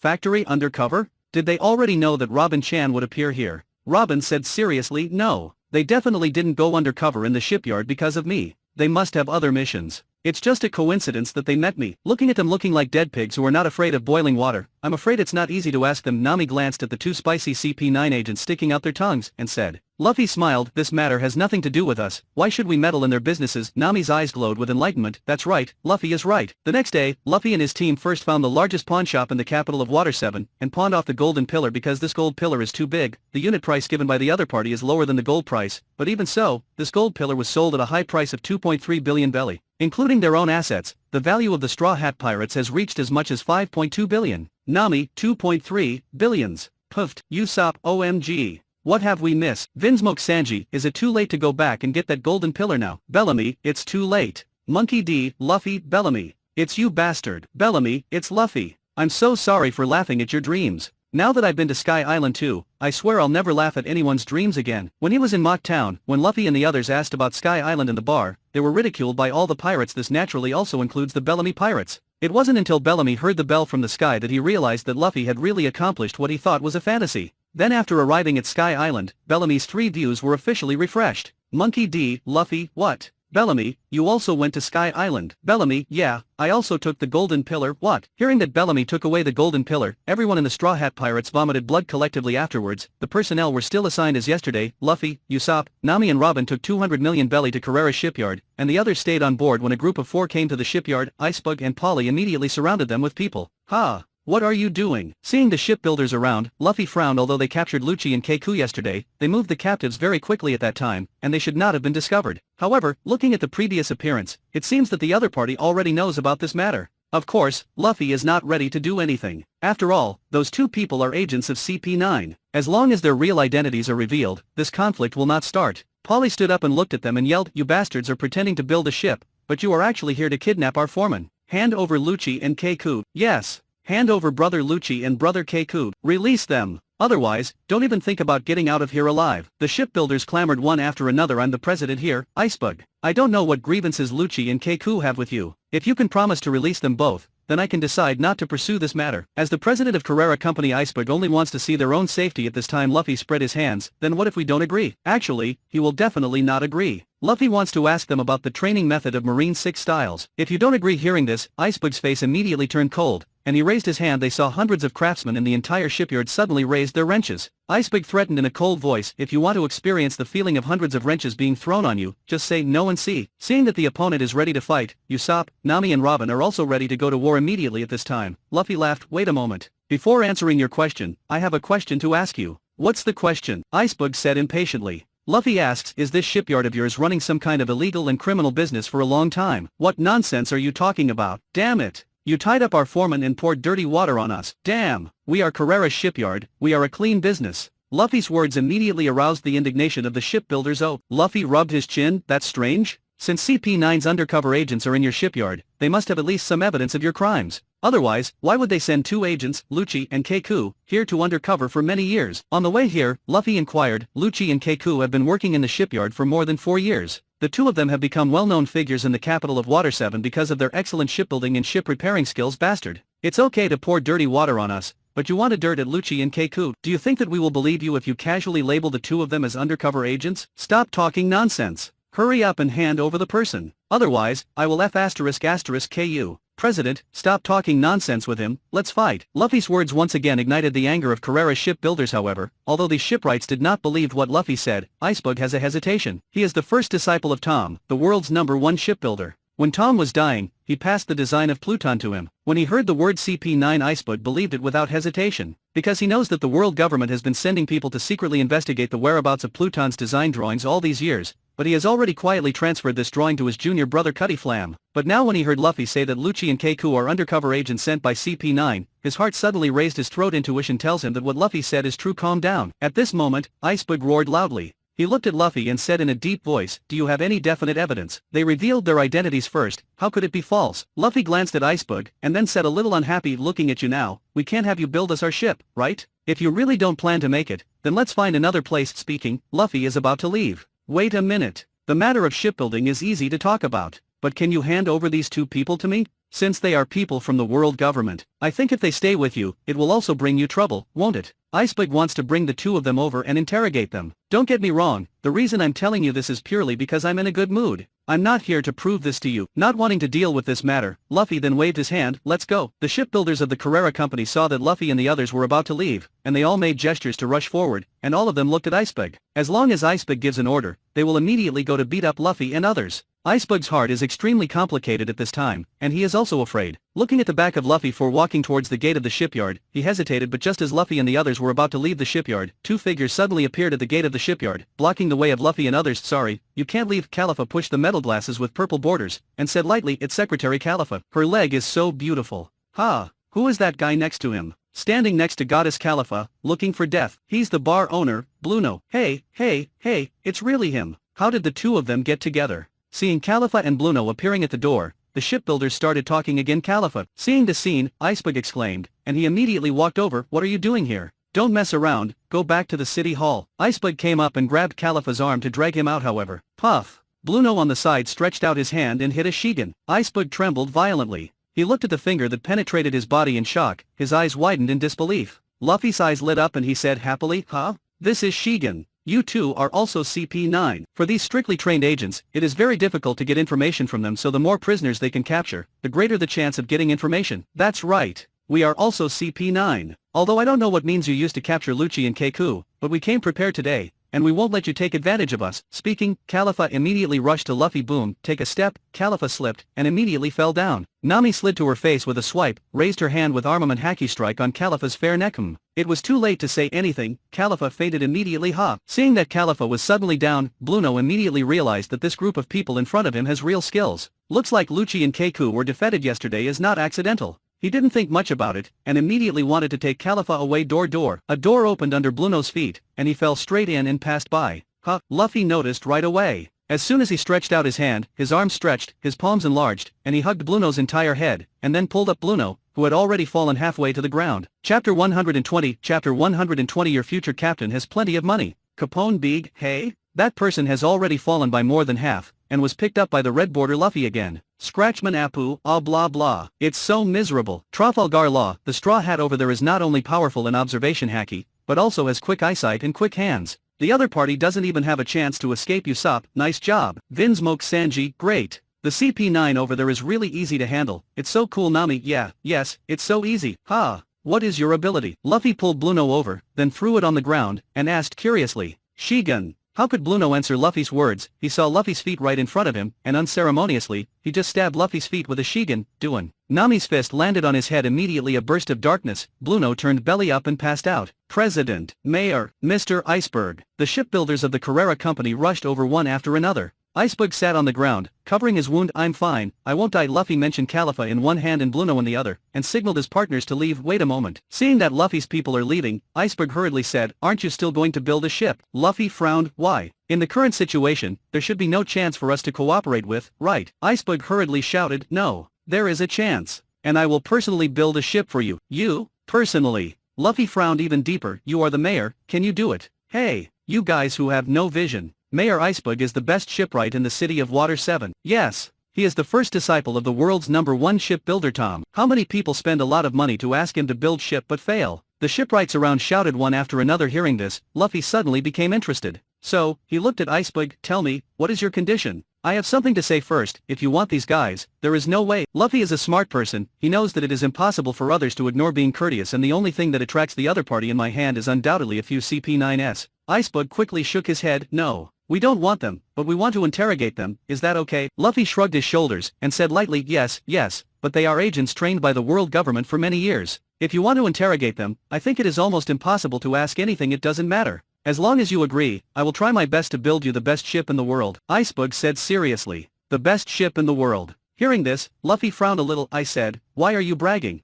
He never thought that Luffy would say such a sentence. Iceberg was stunned then. He hurriedly said, no. Do you know the Pirate King Roger? His ship was built by my master, and I have inherited all the shipbuilding techniques of my master. Even if it is not as good as the ship built by my master, I can guarantee that definitely the best boat in the world today. Hearing that Roger's boat was built by the guy in front of me, Luffy kinda believed what Iceberg just boasted. Okay, come with us. It happens that we have a ship doctor who can treat your injury. Speaking, Luffy walked outside with 2 CP9s. Usopp handed the treasure chest in his hands to Robin and Nami, and then went to support Iceberg. Slow down, let's go too. Who knows if you these guy will kidnap Mayor Iceberg. Boom. Luffy's Conqueror's Haki was released immediately. These shipbuilders all fainted to the ground at once. Iceberg's expression changed.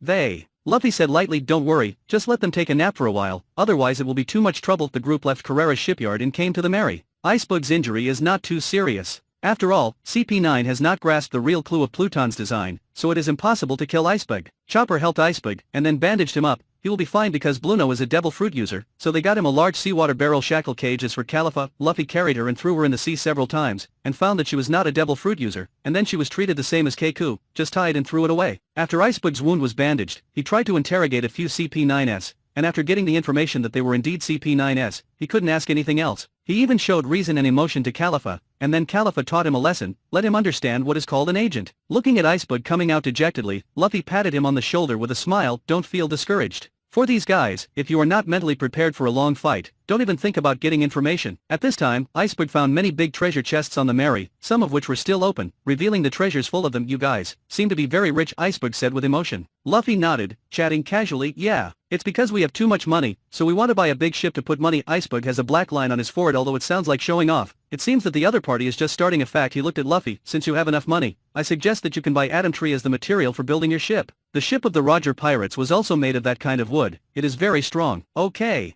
We have enough money. Luffy casually patted the treasure chest beside him, probably because it was too full. There was a slight vibration, and a lot of gold and silver treasures fell out immediately. Then, Luffy suddenly thought of something, and asked, by the way, if we want to transform the Mary into a big ship, can we do it? No, Iceberg denied without hesitation. The keel of every ship is fixed when it is built. No matter how it is modified, the keel cannot be adjusted, so the size of the ship cannot be modified. Of course, if even the keel is rebuilt, it is indeed the same as adjusting the size of the ship. But, if you want to go to that extent, isn't it the same as rebuilding a ship? Iceberg said. Well, let's build a new one. Luffy nods. In fact, he has some knowledge of shipbuilding before, so he actually knows the answer to this question. It's just that since the person in front of him is the personal disciple of the world's #1 shipbuilder, Luffy still asks a casual question: what if the Mary can be changed to a larger size? Then there is no need for a new ship. However, there is nothing to be disappointed if you can't change it, because Luffy's original idea was to buy a second ship. Since the shipbuilding materials have been determined, I will go back and design a shipbuilding plan according to your ideas. This may take a few days, and I will come to you again at that time, Iceberg said.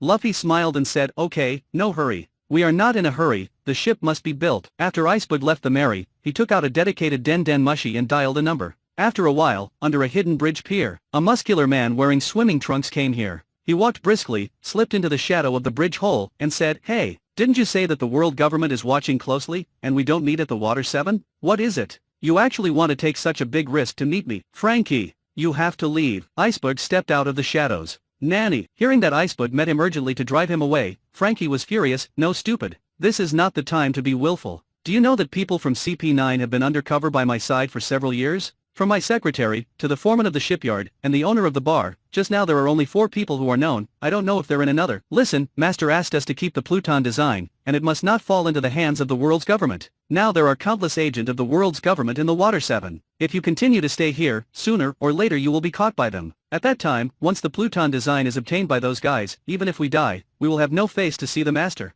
Iceberg said seriously. Master Tom was mentioned. Frankie fell silent. Master Tom's death, it can be said, his fault. If it wasn't for him not listening to his brother and insist on fiddle with those super warships, those CP5 guys back then wouldn't have had the opportunity to frame Master Tom with the battleships made by him. So, even if he risked his life in this life, Frankie must abide by his master's last wish and never let Pluton's blueprints leak out. If the situation is really so urgent, it's not impossible for me to leave. But you tell me, where else can I go after leaving Water 7? Frankie asked loudly. He grew up in the capital of Water 7 since he was a child, and now he is in his 30s, and he wants to leave suddenly. This is like a child who has never traveled far and is suddenly taken away by his parents. This kind of fear and helplessness is hard to bear. You don't have to worry about this. I've already thought of a place for you. Since he wants to let Frankie leave, how could he not arrange for him? Hearing this, Frankie looked blankly at Icebug. Where to go, where to? Icebug said loudly, didn't you aspire to build the most powerful warship in the world since you were a child? Now is your chance. Hearing this, Frankie's heart suddenly turned hot. But then, he was stunned for a moment. Hey, what do you mean? Don't you know? The ship I want to build must be a ship built with atom tree as the material. Icebug smiled slightly. Atom tree, right? No problem. And, you can look for materials. As long as there are goods on the black market, you don't have to worry about money. Your future captain has plenty of money. What? The future captain? Frankie's face is full of bewildered expressions. Icebug said, yes, he is the owner of the super battleship you are about to build. He is very powerful. I saw with my own eyes that CP9 is like a child in front of him. If you can get on his ship, then the blueprint of the Pluton battleship must be much safer than staying here. But, did they agree to let me board the boat? Frankie asked, puzzled. You don't have to worry about this. The two of us have teamed up to build the most powerful warship in the world, and it can also dive. Its functions are so complicated that they need a shipwright to operate it, and you are the best shipwright in the world. When the time comes, I will recommend you to be their shipwright to Luffy. I believe he will not refuse. Icebug is very confident in his idea. After all, when this super battleship is built, the Straw Hat Pirates will definitely need him or Frankie to accompany the ship, and Frankie, definitely the best candidate. Hiss, ha. Listening to Icebug's words, Frankie took a deep breath. He has begun to imagine that he can gallop the sea on the super battleship he built. If I can board this super battleship we built with our own hands, then I promise you I will leave the Water 7 with the Pluton design. Frankie gets more and more excited when he thinks about it. When can I meet him? Frankie asked. It's okay, I'm here. You can ask yourself. At this time, Luffy's figure appeared in front of the two. Ah, you followed me. Seeing Luffy appearing here, Icebug was shocked, because he mentioned the Pluton battleship design in the conversation with Frankie just now. Luffy nodded. Yeah, for such an important matter as shipbuilding, isn't it reasonable for me to inquire about your details? But, Icebug's complexion is very ugly. The design of the Pluton battleship, isn't it? Luffy smiled and shook his head slightly. You don't have to worry about this. I know where the real Pluton is, and will I still covet a blueprint that I don't know if it real or not? Every subscriber brings us closer to more epic novels. Join Infinite Novel today. Chapter 121. Chapter 121. Munch Munch Fruit, Treasure Tree Alloy. What? The real Pluton battleship. Hearing this, Icebug and Frankie widened their eyes in shock. At the same time, Icebug immediately retorted, impossible. Frankie also said with certainty, absolutely impossible. Luffy, you know, there was only one Pluton battleship in this world, and that was 800 years ago. And now, after so many years, the news of this Pluton battleship has long since disappeared, and it is even uncertain whether this Pluton battleship has been destroyed in the past few hundred years. If you didn't say that just now, maybe I wouldn't doubt it, but you said you knew where Pluton is. This is definitely a lie. As the inherited shipbuilders of the capital of Water 7, Icebug and Frankie can be said to be the people who know the most about Pluton, but even they have never heard any news about the location of the Pluton battleship. This young man in front of me who looks like a teenager actually said that he knew the location of the Pluton battleship. Isn't this a lie? Luffy pouted. Don't you know that there is something called a poneglyph? One of the poneglyph is engraved with the whereabouts of the Pluton battleship. Hearing this, Icebug showed astonishment. You can understand the poneglyph? Impossible. In this world, only the devil child who is wanted by the world government can translate the poneglyph. But at the next moment, he seemed to remember something, and suddenly shouted in shock, I remember, the black-haired woman on your boat is the devil child who is wanted by the world government. Now because Luffy brought up the poneglyph, Icebug thought of the devil's child, and then the appearance of the bounty vaguely appeared in his mind, and he realized that the woman on the Straw Hat Pirates is the devil's child. Yes, Nico Robin is my partner. We not only know the whereabouts of Pluton, but also know the whereabouts of Poseidon. So, just a design drawing of the Pluton battleship. Do you think we will care? Luffy shrugged his shoulders, then looked at Frankie. Also, if your master's last wish is that you don't let the blueprint of the Pluton battleship leak out, you should destroy it directly instead of keeping it. Hearing this, Frankie suddenly burst into anger. That is the only relic master left them. However, Icebug was deeply shocked. Destroy it? Yes. If they don't want it to fall into the hands of others, isn't the best way to destroy this blueprint? As Tom's two direct disciples, both Icebug and Frankie have always cherished this blueprint because it is the only relic of Master. When Luffy pointed out the core of Tom's last wish, Icebug suddenly discovered, such a simple truth. How did they not understand? I understand. Icebug nodded seriously. He turned his head to look at Frankie. He is right, we should destroy that blueprint. As long as the blueprint disappears, then Master's last wish can be guaranteed to be fulfilled. Frankie's eyes widened. But, this is the only relic of Master. Icebug stared at Frankie. I ask you, does Master want this Pluton warship to be built? Frankie thought for a while, then shook his head firmly. He doesn't want it. Then do you not want to fulfill Master's last wish? Icebug asked again. Of course not. Then tell me, what kind of method can the Master's last wish be completely kept? This. Hearing this, Frankie also realized the key to the problem after pondering for a moment. Frankie slowly raised his head and looked at Icebug. I know. I will destroy the design of the Pluton battleship. Then, he looked at Luffy. Your name is Luffy, let me introduce myself. My name is Frankie, and I am the second disciple of Tom, the world's #1 shipbuilder. The ship you want will be built for you by me and my brother. Luffy smiled. Well, hello, Frankie. So, as the creator of this upcoming world's strongest warship, can I be on your ship? Frankie asked. Seeing Frankie's familiar look, Luffy laughed and said, oh, is this a condition for building a ship for me? Of course.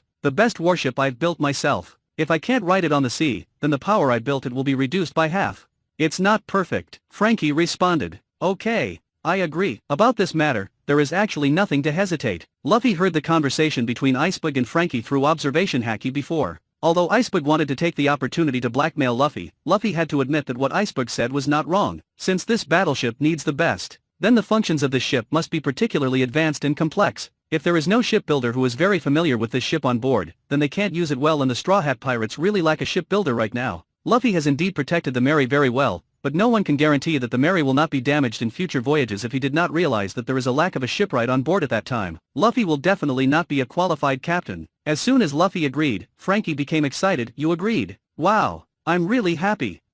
Super. Luffy looked at Icebug with a confused face. What's the matter with him? Icebug scratched his head in embarrassment. Don't mind me, my junior brother has this kind of virtue, these are all his habits. Don't worry, he's fine here. After receiving Icebug's explanation, Luffy left speechless. Frankie, haha, the me over there is finally on board too. I'm very happy.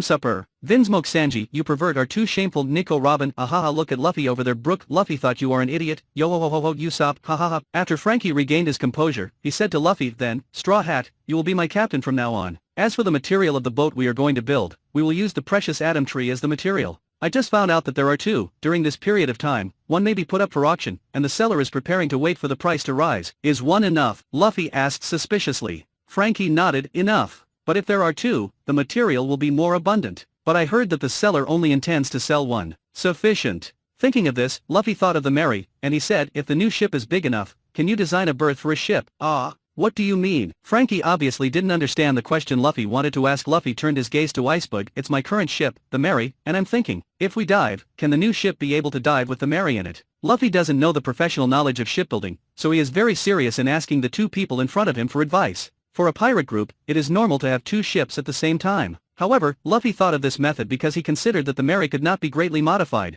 and it was impossible to transform it into a pirate ship capable of diving. Icebug saw the Mary, he thought about it for a while, and then said, theoretically, it is feasible. But I guess if it is designed like this, the new ship will have to be designed bigger, so at least 2 treasure trees will be needed. Maybe not even enough. Luffy thought for a while, and then decided, okay, then buy the wood of the 2 treasure atom trees. If it is not enough, use other good materials to make up. After saying this, Frankie showed a look of embarrassment. In terms of shipbuilding, no material in this world can compare to the precious atom tree. If other materials are used to make up for it, it will lead to inconsistent local firmness of the ship and affect the performance of the ship. Although there are materials that can do it, I am afraid that only Marine has the technology to make this. Icebug also nodded and said, yes. The material of Marine's most advanced warship is an alloy material extracted through Vegapunk technology. Although it is not as good as Atom Tree, the gap between the two has been greatly reduced, but the main problem is, although we have the strongest shipbuilding technology, we can't make that kind of alloy, and Marine won't sell it to us. Is that so? Seeing that the two master shipbuilders were in a dilemma, Luffy also frowned. No matter what, it is impossible for him not to consider the Mary. Wait, did you just say alloy? Suddenly, Luffy thought of something. He grabbed Frankie's shoulder suddenly.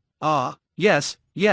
Frankie stared in astonishment with Luffy. I have a solution. Alloy, right. There is a solution. Luffy was overjoyed, and hurriedly dragged the two of them away. Not long after, they returned to the Mary together. Wow, it's really a pervert to treat swimming trunks as casual clothes. Sanji circled around Frankie, evaluating seriously. Usopp is different. He tapped Frankie's arm joints excitedly. You are a robot. Can you still move? Usopp, come and see, there is a small warehouse on his ass. Chopper shouted as if he had discovered a treasure. So, this is our new partner? Nami is speechless. It's just Luffy's decision, and she naturally won't object. Although everyone's impression of him is a surprise, but Frankie is very happy. Haha, I will be your shipwright in the future, please take care of me. Speaking, Frankie made a diagonal lunge, then brought the backs of his hands together, and raised them obliquely above his head at a 45-degree, super. The whole action and slogan are like flowing clouds and flowing water, done in one go. Luffy and Icebug covered their faces at the same time, turning their heads away. Wow. However, Usopp and Chopper almost instantly turned up. The two imitated Frankie's pose at the same time, super.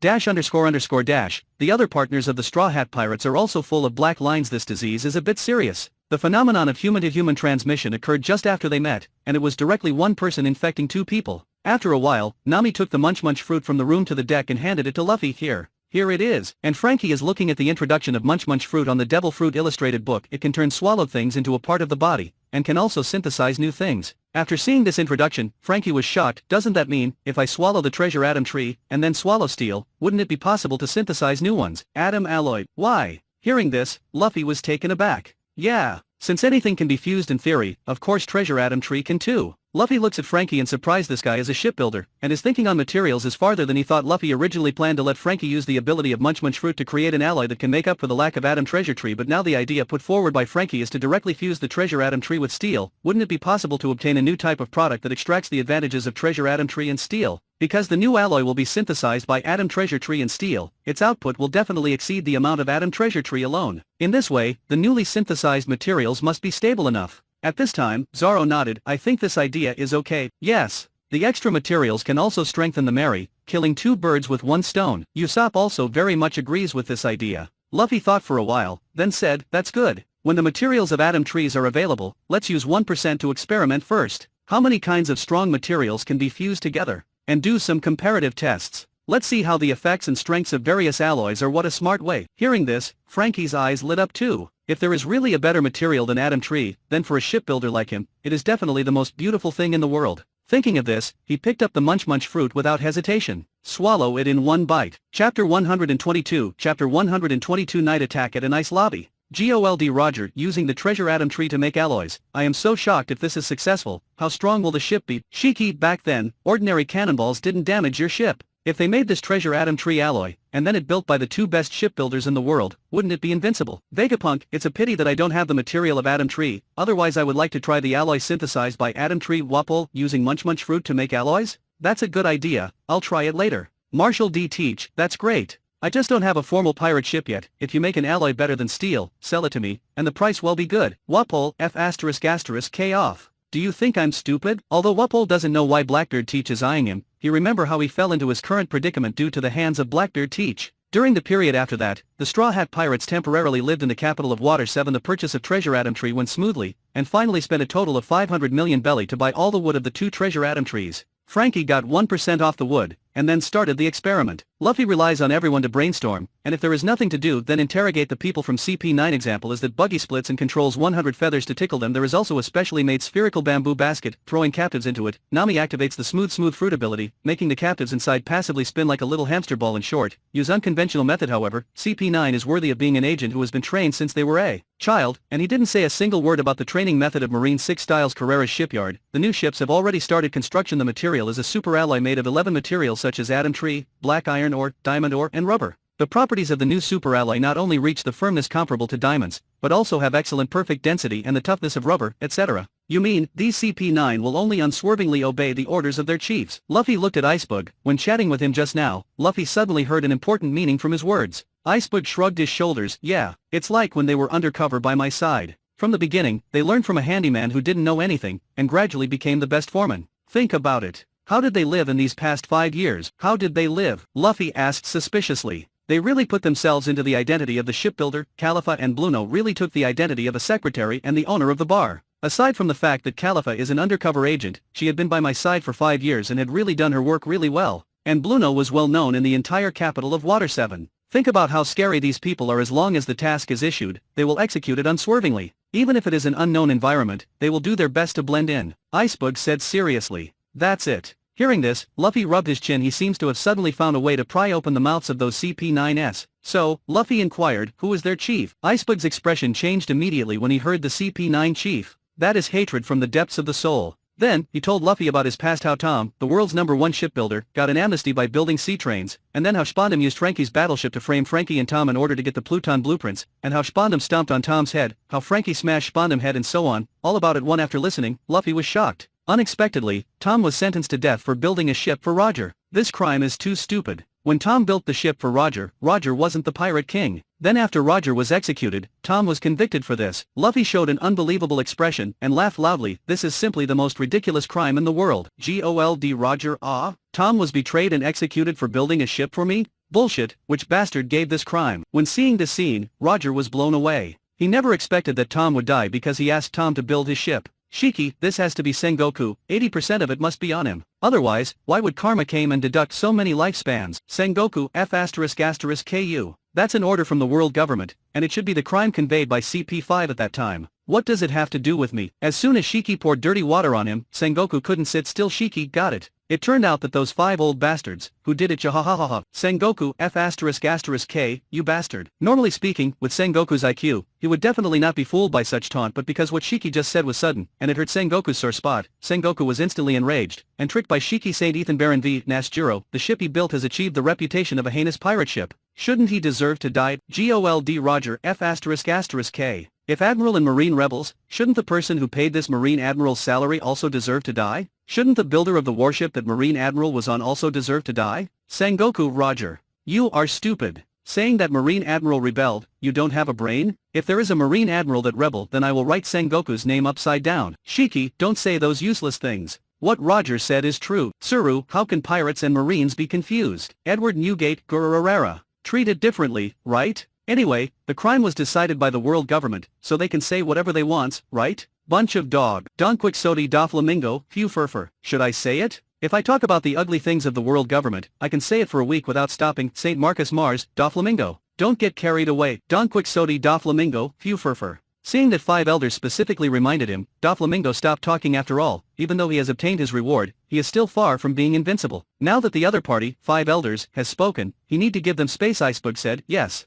This crime is really outrageous. But even so, because the world government needs our master to build a sea train, so they delayed his execution and gave him time to build a sea train. I didn't expect that in the end he was still killed by the world government using despicable means. This Spondum is damned. The more Luffy thinks about this, the angrier he gets. It's fine if he's just a passerby, but now that he has accepted Frankie as a partner, this matter is not a matter for outsiders. What's more, he really needs to talk to the chief of CP9. Icebug continued, after that incident, the world government was very satisfied with Spondum's work style, and it didn't take long to promote him to the chief of CP9. After he grasped the CP9 in his hand, he will do things for the world government. It's even easier to do dirty things. After learning about this past, Luffy went to Frankie again and told him something. Then, Luffy returns to the Mary and calls Usopp. In the evening, the 3 of them took the sea train to an ice lobby and arrived at an ice lobby smoothly. When the ice lobby personnel on the train finished getting off, a figure quietly slipped down. Luffy, do you really not plan to tell other partners about this matter? Usopp is carrying his small bag, nervously using observation haki to sense the surroundings. Yes, only the 3 of us know about it. Otherwise, if someone slips up, it will be very troublesome. Especially Sanji, with his disease with moment, who know if he will blabber about this. Luffy nodded, then waved his hand, no one here. Under the cover of night, the 3 of them quickly walked through the main island of an ice lobby. There are a lot of guards on this island, but now it's the rest time, and Luffy's high-level observation haki made it easy for them to reach the gate. There are very few guards in the gate, and the 3 of them walked over almost swaggering. When they arrived at the judicial tower, the office of CP9, the drawbridge had already been closed. There is a bottomless ocean abyss between the court and the Tower of Justice. With his intellect, Luffy managed to cross and went to the. However, the architectural structure of the Tower of Justice really stunned the 3 of them. It is intricate and maze-like, and Luffy discovered one thing: when the number of barrier layers of the wall reaches a certain number, it will greatly affect the perception of observation haki. However, if you think about it carefully, it seems that this is indeed the case. The principle of observation haki is to make people's 5 senses more acute, and can detect the breath and emotional changes of surrounding creatures. After so many layers of walls are separated, the breath and emotional changes of creatures will be weakened layer by layer, which will naturally affect observation haki in Spondum's office. It's really good. These 2 devil fruits can be used as rewards for those guys in Water 7 after completing the task. When the time comes, they will definitely be grateful, and work harder for me, haha. Spondum held a devil fruit in one hand and said triumphantly. Crunch. The door is pushed open. Spondum looked up subconsciously. Who are these 3 people? Click. Before he could react, Luffy's conqueror's haki directly stunned him. Quick, drag him away. Luffy waved forward. Usopp and Frankie rushed up. There are 2 devil fruits. Usopp is not too polite, just grabbed it and stuffed it into a small satchel. Afterwards, the 3 of them took the Spondum to the place where the sea train stopped, and took out the sea blimp prepared in advance from the storage room of the last carriage. After going up, head straight towards the capital of Water 7. After returning to the Water 7, the 3 of them brought Spondum back to a secret bridge hole that only Frankie knew. A basin of water was poured on him, and Spondum wake up. He opened his eyes leisurely, and suddenly realized that he was no longer in his office, but in front of him was a strange and dirty place, and 3 strangers were looking at him indifferently. He suddenly became furious. Asshole, do you know who I am? I am. Snapped. A crisp sound. Stupid, if we don't know who you are, we won't tie you up. Frankie slapped Spondum. Let me introduce myself first. My name is Frankie. Oh no, my previous name was Cutty Flam. Recalling that Spondum didn't know the name Frankie at all, Frankie immediately reported his previous name, Cutty Flam. At first he was taken aback, but then he suddenly remembered who the name was. What? You are Cutty Flam. Although it has been more than 20 years, Spondum will not forget that name. It was this guy's attack over 20 years ago that deformed his face so badly that he had to wear a cross-leather mask over his face. Damn, you didn't die? Damn, I knew you weren't dead. Damn, I had been looking for you for so many years. Seeing Frankie surprisingly still alive, Spondum immediately roared angrily. Coincidentally, I have been waiting for this day for so many years. Thinking of Spondum framing him and causing Tom's tragic death, Frankie fire ignite from his heart. He went up and gave Spondum a few punches and slap. Luffy signaled Frankie to wait a moment, it's important to get down to business. Spondum has gotten a few punches, and now he is really injured. Luffy looked at Usopp. Get it? Let's do it. Good. Usopp took off the small shoulder bag he was carrying and put it on the table, then reached in. Spondum sees this posture, thinks that he was about to be executed. He was so scared that he hurriedly yelled in horror, "Hey, I am the chief of CP9, you can't kill me. And you will. You are committing a crime, you are going against the world government. Ding! Enter the prize-winning quiz session." At this moment, a question appeared on the big screen. Question: what kind of shellfish, dial, did Red Border Luffy ask Usopp to bring out? A. Flame shell. B. Breath shell. C. Thunder shell. D. Impact shell. E. Tone shell. Chapter 123, Chapter 123 Nozarashi and Ice Release. Shiki, it's time to answer the question again. Captain Rocks, why don't you answer the question? Rocks D, Xebec, stop mocking me. Shiki, oh, although I answered the last question correctly, I still have to take it easy on this one, otherwise I will get killed if I accidentally answer it wrong. I am already 36 years old now. If I am deducted for 11 months and 28 days, I will become 37 years old. Hearing Shiki's tease, Sengoku suddenly felt his lungs convulse. Can't bear it, can't bear it. Sengoku, bastard. Don't get carried away. I was able to suppress you with Garp 20 years ago, and I can do the same now. Shiki, tisk tisk tisk, but the problem is, now I'm not the only one in Marine headquarters, gee ha ha ha ha. Standing on the deck of the Moby Dick, Shiki's mouth is full of smug smile. It feels so good to be resurrected, especially resurrecting in the state of his prime, it feels even better. The most important thing is that now he has a chance to get rid of his shame. Eustace kid, I choose A. Looking at the situation, it is obvious that Spondum must be tortured. Flame shell is the most suitable, roast him to death with fire. Basil Hawkins, it makes sense, he should be torture, but I think the impact shell is more appropriate. I choose D. Sengoku Aokiji, don't just stand there. I don't think there are many options left. If you can answer a question, then hurry up. Gold Roger. Sengoku was trying to push younger people around again. It's really bad. Aokiji, I choose D too. In fact, Aokiji didn't want to choose it at first. He felt that the 20% probability is still quite difficult to guess, isn't it? But Sengoku ordered him personally, so Aokiji had no choice but to choose. There are advantages to being wrong. At least he doesn't have to listen to Sengoku's reminders for the next question. Sengoku Sakazuki, Borsalino, Toki Cake, don't waste your chance to answer the questions. Usopp, I choose C. Sakazuki, I choose C. Seeing one of the protagonists in the video appeared, Sakazuki felt that it would be right to follow him. Charlotte Linlin, pick C.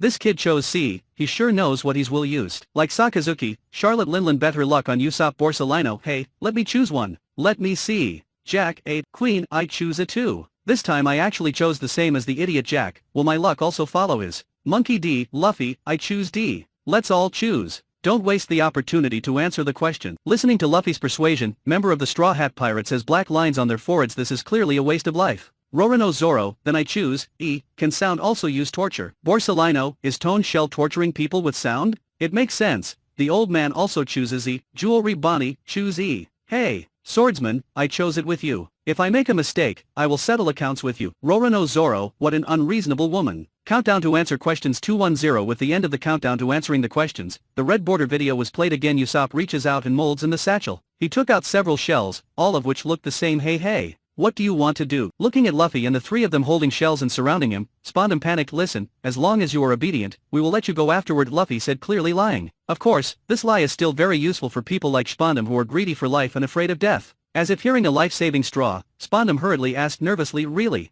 As long as I obediently do what you say, are you really willing to let me go? Of course. Luffy nodded very seriously. What about him? Can he let me go? Spondum looks at Frankie. Frankie snorted coldly. Of course I won't let you go. But if my captain says to let you go, there's nothing I can do. Luffy continued, listen up. I want you to give a few people in CP9 a new mission according to my order. What? This is impossible. Upon hearing this, Spondum hastily shouted that it was impossible. Luffy didn't argue anything, but ordered Frankie to act. Frankie rubbed his fists together, and gave Spondum a punch. Luffy asks, is it possible now? Spondum hastily cried and shouted, I can do it. Subsequently, Luffy began to instruct Spandam on what to say, and they also simulated a variety of possible dialogues, allowing Spandam to practice and demonstrate again and again. Eustace Kid, so, what shell did he pull out? After watching it for a long time, only Luffy and the others are practicing speaking, just like acting in a melodrama. Usopp changed his shell for a while and did nothing. Jack, yeah, I took it for a long time, but it didn't tell us what kind of shell was used. What was it shaking like? Suru, don't worry, it will definitely be announced the next day with the CP9 because they are not within the sight range of the Straw Hat Pirates. Even Keku and Khalifa, who are not Devil Fruit User, were tied from top to bottom with iron cables, and tied into two snakes, lying on the ground. Damn! These guys really don't give us a chance. Lying on the ground on her back, Khalifa gritted her teeth and said, "Don't think about it, you can't escape.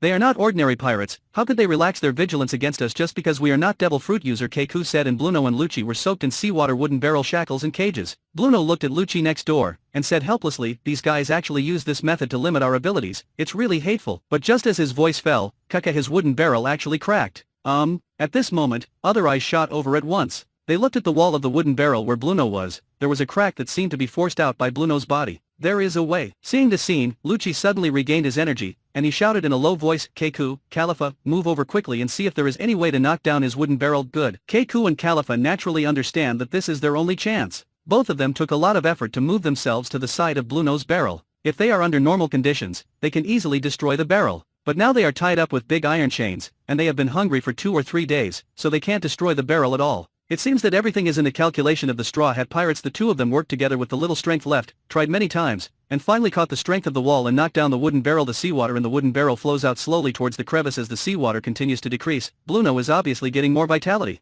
When the seawater was almost exhausted, Bluno pushed the barrel open. Afterwards, he also tore up the wooden barrel on Lucci. Lucci regained his strength and broke the chains of Keku and Khalifa. He looks at Bluno. "Let's get out of here first." "Good. Use your ability, Bluno." Bluno didn't choose to open the door to leave from the side, because he knew that those guys on the ship were very strong at this time. If they were discovered, they might not be able to escape. If he choose to open the door from the bottom of the boat, even though you will fall directly into the sea, but with Khalifa and Keku, he and Lucci will not be drowned. Not long from a certain port, 4 people got out of the water. Damn it. Since we started the mission, when have we been in such a mess? Those guys, we must not let them go. Lucci took a deep breath, feeling extremely aggrieved that day. The scene where Luffy randomly stomped him on the ground like a joke, suddenly appeared in front of his eyes. Shame. Too shameful. The 4 of them went back to the warehouse of Bluno Bar, then took out a Den Den Mushi and dialed Spandam. Puff puff puff. In the underground bridge hole, in front of Spandam, a Den Den Mushi rang. This Den Den Mushi is specially used by Spandam to answer the calls of CP9 agent, and his master, Spandam, is unconscious at this time. Luffy connected to the Den Den Mushi, put a tone shell next to it. "Hello." The voice of Spandam comes from Shell, exactly the same. They heard Lucci's voice from the other end of the Den Den Mushi. "Sir, something happened.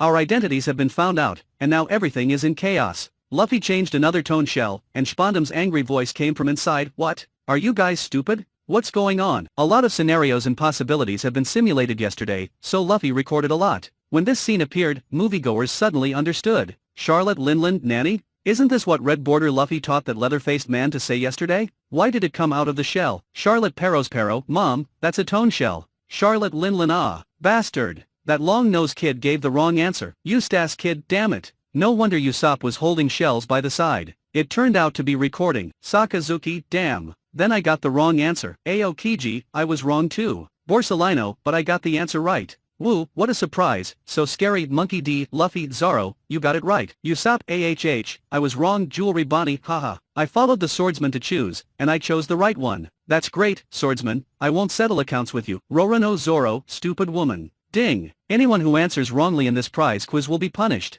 Eustace Kid, deprived of the right to answer questions in the next round, deducting 4 months and 19 days of life. Basil Hawkins, deprived of the right to answer the next round of questions, deducting 5 months of life. Aokiji, deprived of the right to answer the next round of questions will be deprived, and 7 months and 7 days of life will be deducted. Sakazuki, deprived of the right to answer the next round of questions will be deprived, and life expectancy will be deducted 2 months and 3 days. Usopp, deprived of the right to answer the next round of questions, deducting 6 months and 21 days of life. Aokiji, hey. Aokiji was very depressed. Sure enough, as he expected, he was wrong. Ding. The top 3 correct answers in this quiz are Rorono Zoro, Borsalino, and Jewelry Bonnie. Congratulations to the 3. Congratulations Rorono Zoro, reward Zanpakuto no Zarashi. Congratulations to Borsalino, reward Bloodline Limit, Ice Release. Congratulations to Jewelry Bonnie, reward Spirit Angel Scorching Killing Ghost. Ding. Because Zanpakuto no Zarashi, reward bloodline limit, ice release, spirit angel scorching killing ghost or magical things from otherworld, special remarks are made. Zanpakuto no Zarashi remarks, no Zarashi is a weapon built from its own soul, and users can gain power through spiritual interaction with it.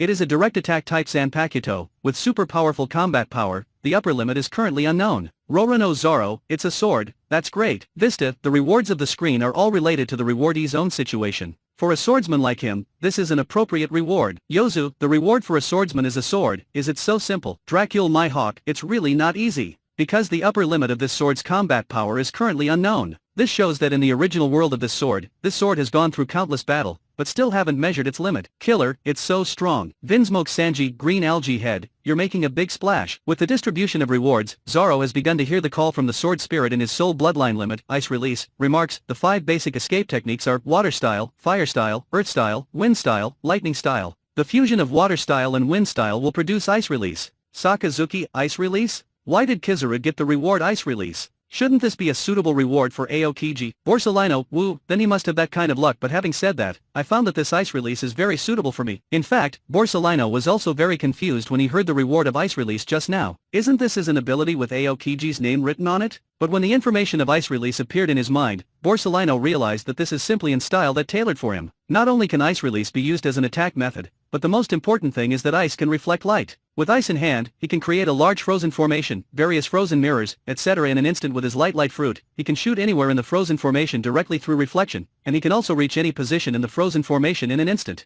Ridiculously strong. Chapter 124, Chapter 124 The Cleaner of the Straw Hats. Spirit Angel Scorching Killing Ghost remarks Angel of the 5th Elf. When it appears, it is a huge battle axe with flames. It is powerful and can cause both physical and burn damage to the enemy. Different from its bulky appearance, it can release the flame slash for agile attacks, and the cut objects will be burned by the flames. It can be transformed into the form of Burning Ghost Killer Cannon, which is a long-range attack form, has super destructive and penetrating power. After recognizing the owner will have the regeneration ability like a phoenix. Even if he is seriously injured, he will be able to recover as before, and he will have flames that heal the wound really. After seeing the comment introduction of Spirit Angel Scorching Killing Ghost, all the viewers couldn't help but utter a complaint. This is a powerful flame battle axe with dual physical attack and fire damage. This is understandable. Into the form of a cannon, it has super destructive power and penetrating power. That's acceptable too. But this thing actually has the ability to regenerate like a phoenix. And the way of self-healing is to emit flames like a phoenix, and then heal the wound. More importantly,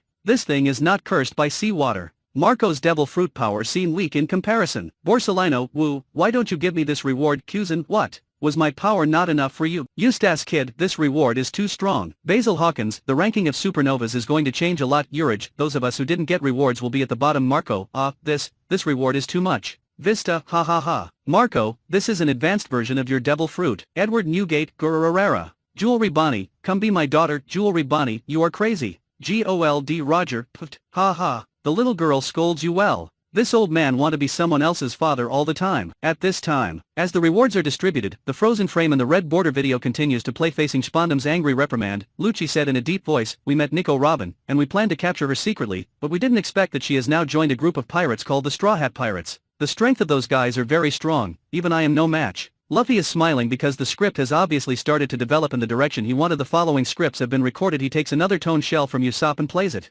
Spondam's voice appears, what? You mean the Straw Hat Pirates? Yeah? Is there any problem? Lucci wondered. Spondam's voice, this pirate group killed Crocodile of the Shishibukai. Now the world government has regarded them as a thorn on our side. The above analysis shows that this pirate group may become an emperor in the near future. Very difficult forces. Listen, since you have met them, find a way to go infiltrate them. Such a pirate group, it is impossible not to recruit people. Infiltrate. Hearing this, Lucci's face is indeed a bit ugly. If he hadn't met the Straw Hat Pirates before, then he would definitely continue this mission without hesitation. But now, he thought for a while, then said, actually, we were caught by them before. They wanted to ask us about the training method of Marine 6 styles. Now we took advantage of a very good opportunity and escaped by relying on Blueno's door fruit ability. Judging from the current situation, it's not impossible for me to be an undercover agent, but if we want to gain their trust, the Marine 6 styles training method will definitely be lost. Are you stupid? Just give them the training methods. Is that something that they can learn after you give them? Besides, there are more Marines who know Marine 6 styles. Even if you don't tell them, won't they catch other Marines? Stop being so stupid. Listen carefully, I now officially give you an order to infiltrate the Straw Hat Pirates.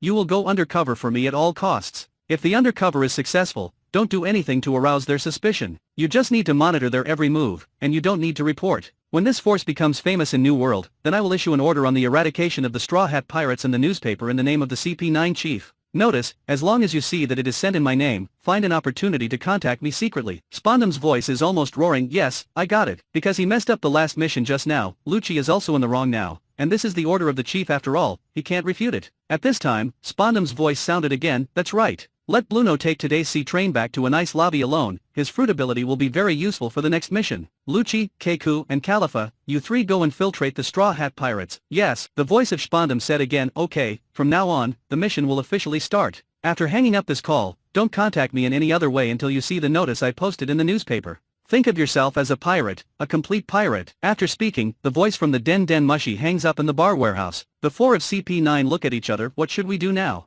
Califa was the first to break the silence. Do as the chief says, Lucci said in a deep voice. Hearing this, Califa shook his head. No, I mean, how do we infiltrate the Straw Hat Pirates? Lucci thought for a while, and suddenly frowned. It's not easy, but we have to try. Then, he looked at Bluno. You go to the train station first. We need to make up some reason for you. Hearing this, Bluno nodded. Okay. Then everyone take care. Take care. Bluno nodded from the other three. After parting ways, Bluno went to the train station. There is a sea train from the capital of Water 7 to a nice lobby every day, but because a nice lobby is a special place, only the staff of a nice lobby will take this train every day. Bluno got on the train, and there is no doubt that it is another empty train compartment at this time. A person suddenly appeared at the door of this carriage. The moment Bluno raised his head, his eyes widened suddenly. What, it's you. As soon as he finished speaking, a huge hand grabbed him instantly, and then he lost consciousness. When he opened his eyes again, he was already in the basement of the city hall. Where is this? Bluno looked around, looking at the strange environment around him. Suddenly, he looked at his hands again and exclaimed, are these sea stone handcuffs? Yeah. I didn't expect the black market to sell this stuff, so I just bought some.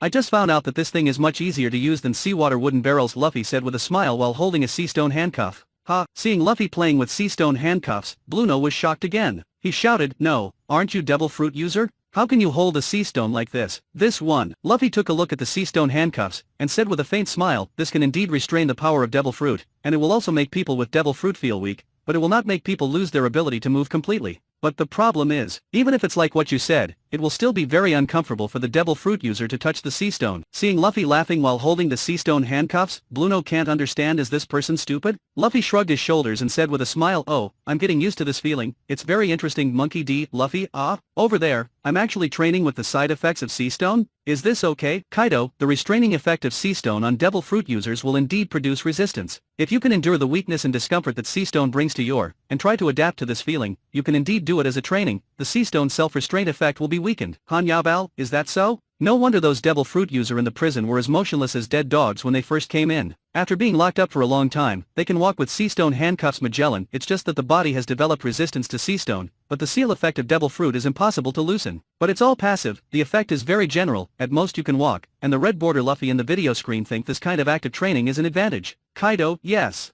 This training will make you stronger. In this area, Kaido has the right to speak training. Bluno shock. He is in devil fruit user. CP9 department also has sea stone handcuffs. Of course he knows what it feels like for a devil fruit user to wear sea stone handcuffs. It is his current weak condition, an uncomfortable one.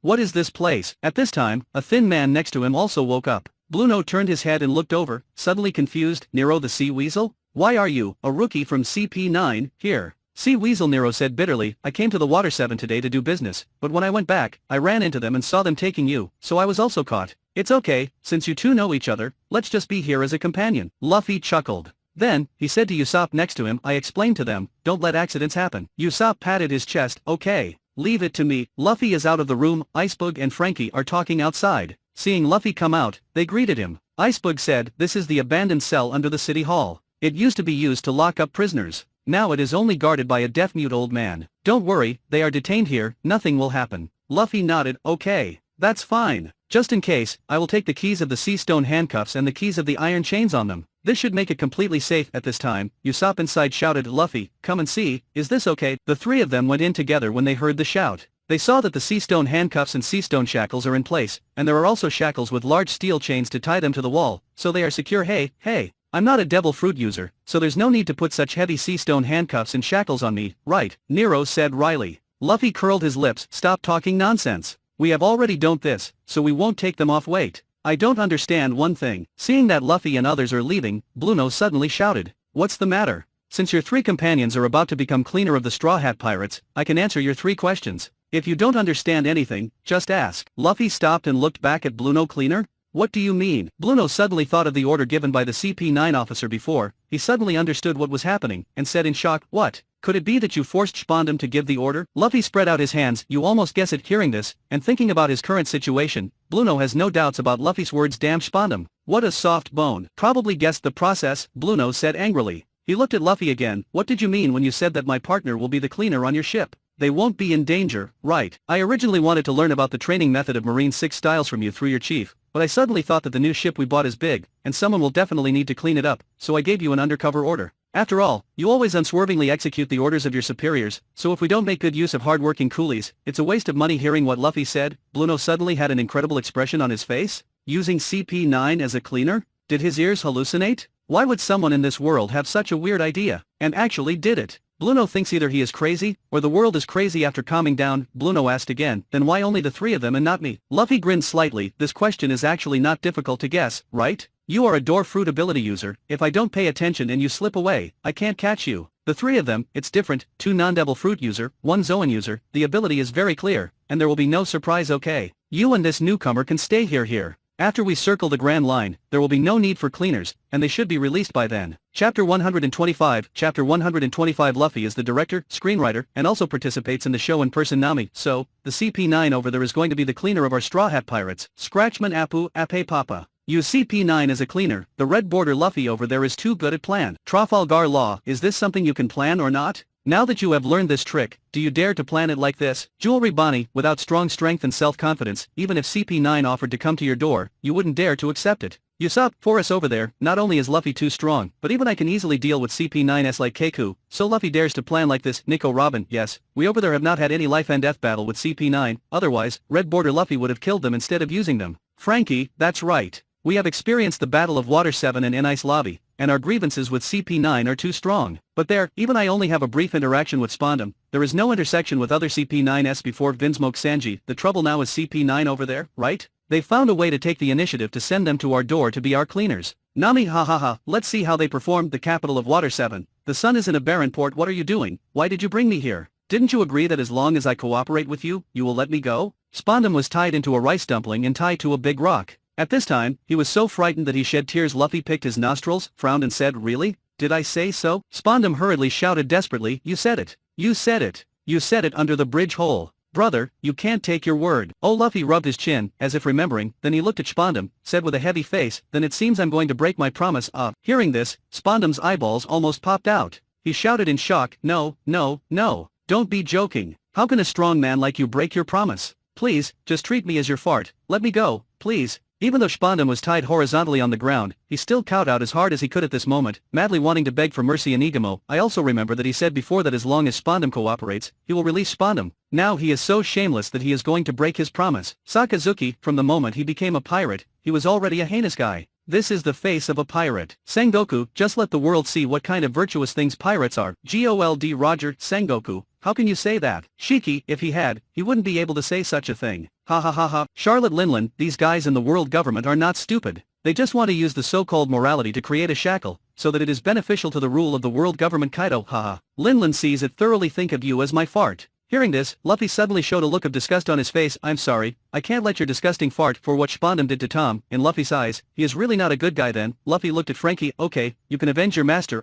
Frankie stepped forward, grabbed the stone tied to Spondum's body, and lifted it directly above his head. You two bastards. Do you know who my dad is? Don't think that you will do things without anyone noticing it. My father is Spandine, a high-ranking official in the world government. If you dare to kill me, he will definitely find out. When the time comes, you will just wait for life to be worse than death. Seeing that the begging was hopeless, Spondum roared and made a last desperate effort. He hoped his father's prestige can calm down these two guys. However, when he said Spandine name, Luffy immediately raised his hand. Wait a minute. What did you say your father's name is? Spandine. Seeing Luffy beckoning Frankie to stop, Spondum was overjoyed. Okay. Looks like his dad prestige still works. Luffy asked again, is it the former chief of CP9? Spondum snorted coldly, that's right. Since you already know who my dad is, let me go quickly. Otherwise, my dad's anger is not something you can afford. Damn it. So you are the son of that dog. When Luffy confirmed Spandon's identity, he was furious, and he said to Frankie, this bastard, tie another stone to his body, and he will be charged with his father's crime. It's okay not to mention Spandine, but as soon as Spandine is mentioned, Luffy gets angry immediately. When Robin told about her life experience to the Straw Hat Pirates, she mentioned Spandine. It can be said that this guy is Robin's big enemy.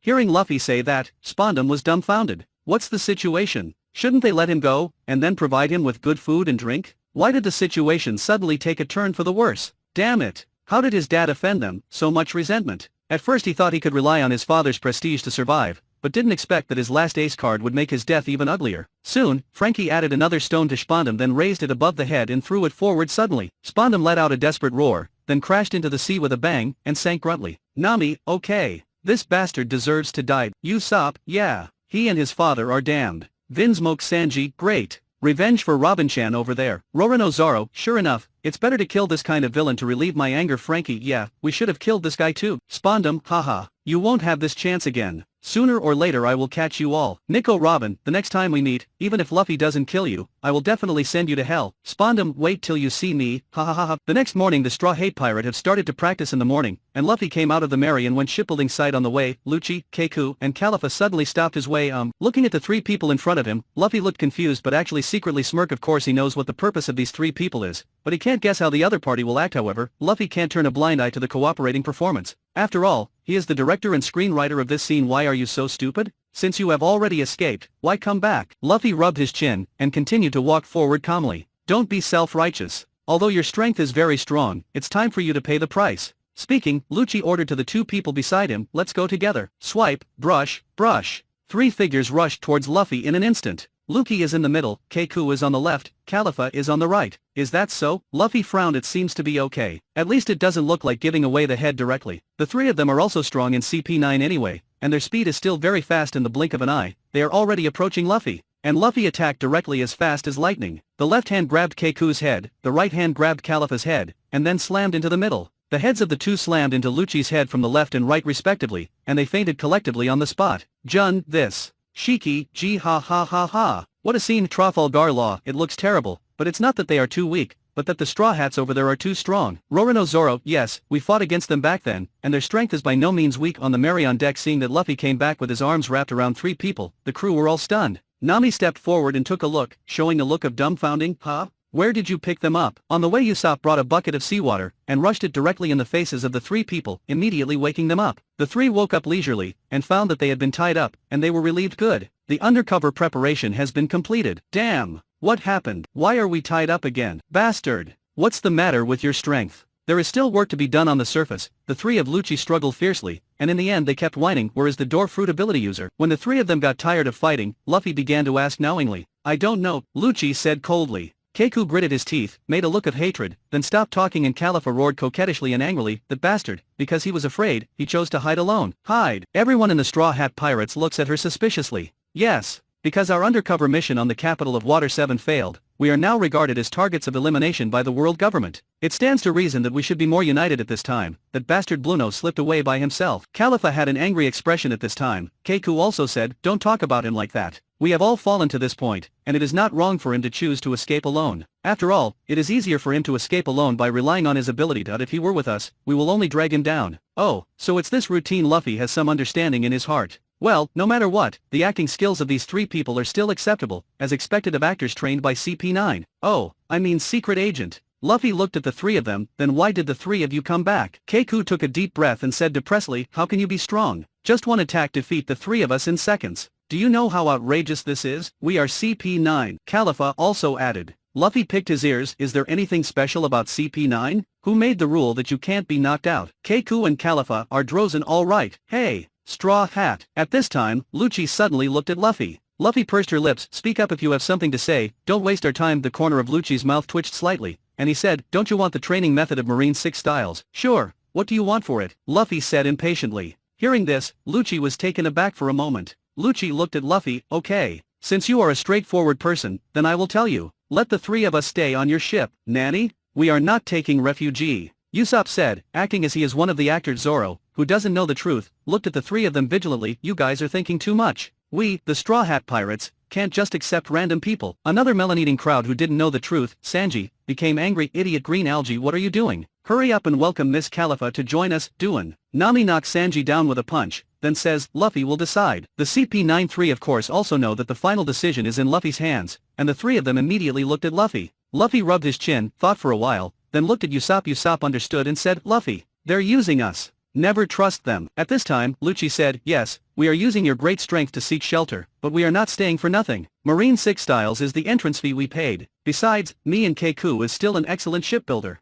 We are useful. I am a qualified accountant and assistant. I can handle all the miscellaneous documents and miscellaneous matters very well. Califa also hurriedly explained her own advantages. Stop joking. How can I trust you to be shipwrights and handle documents? Luffy shook his head immediately, and then looked at the three of them. However, our new ship is very big, and we lack cleaners. If you are willing to be cleaners, then I can take you in. Cleaner? The three of CP9 were taken aback. This is a bit far from what the three of them expected, but now is not the time to dislike this or that. Lucci gritted his teeth. Okay, we are willing to be cleaners. The best light novels are waiting for you here. Don't miss out. Subscribe on Infinite Novel now.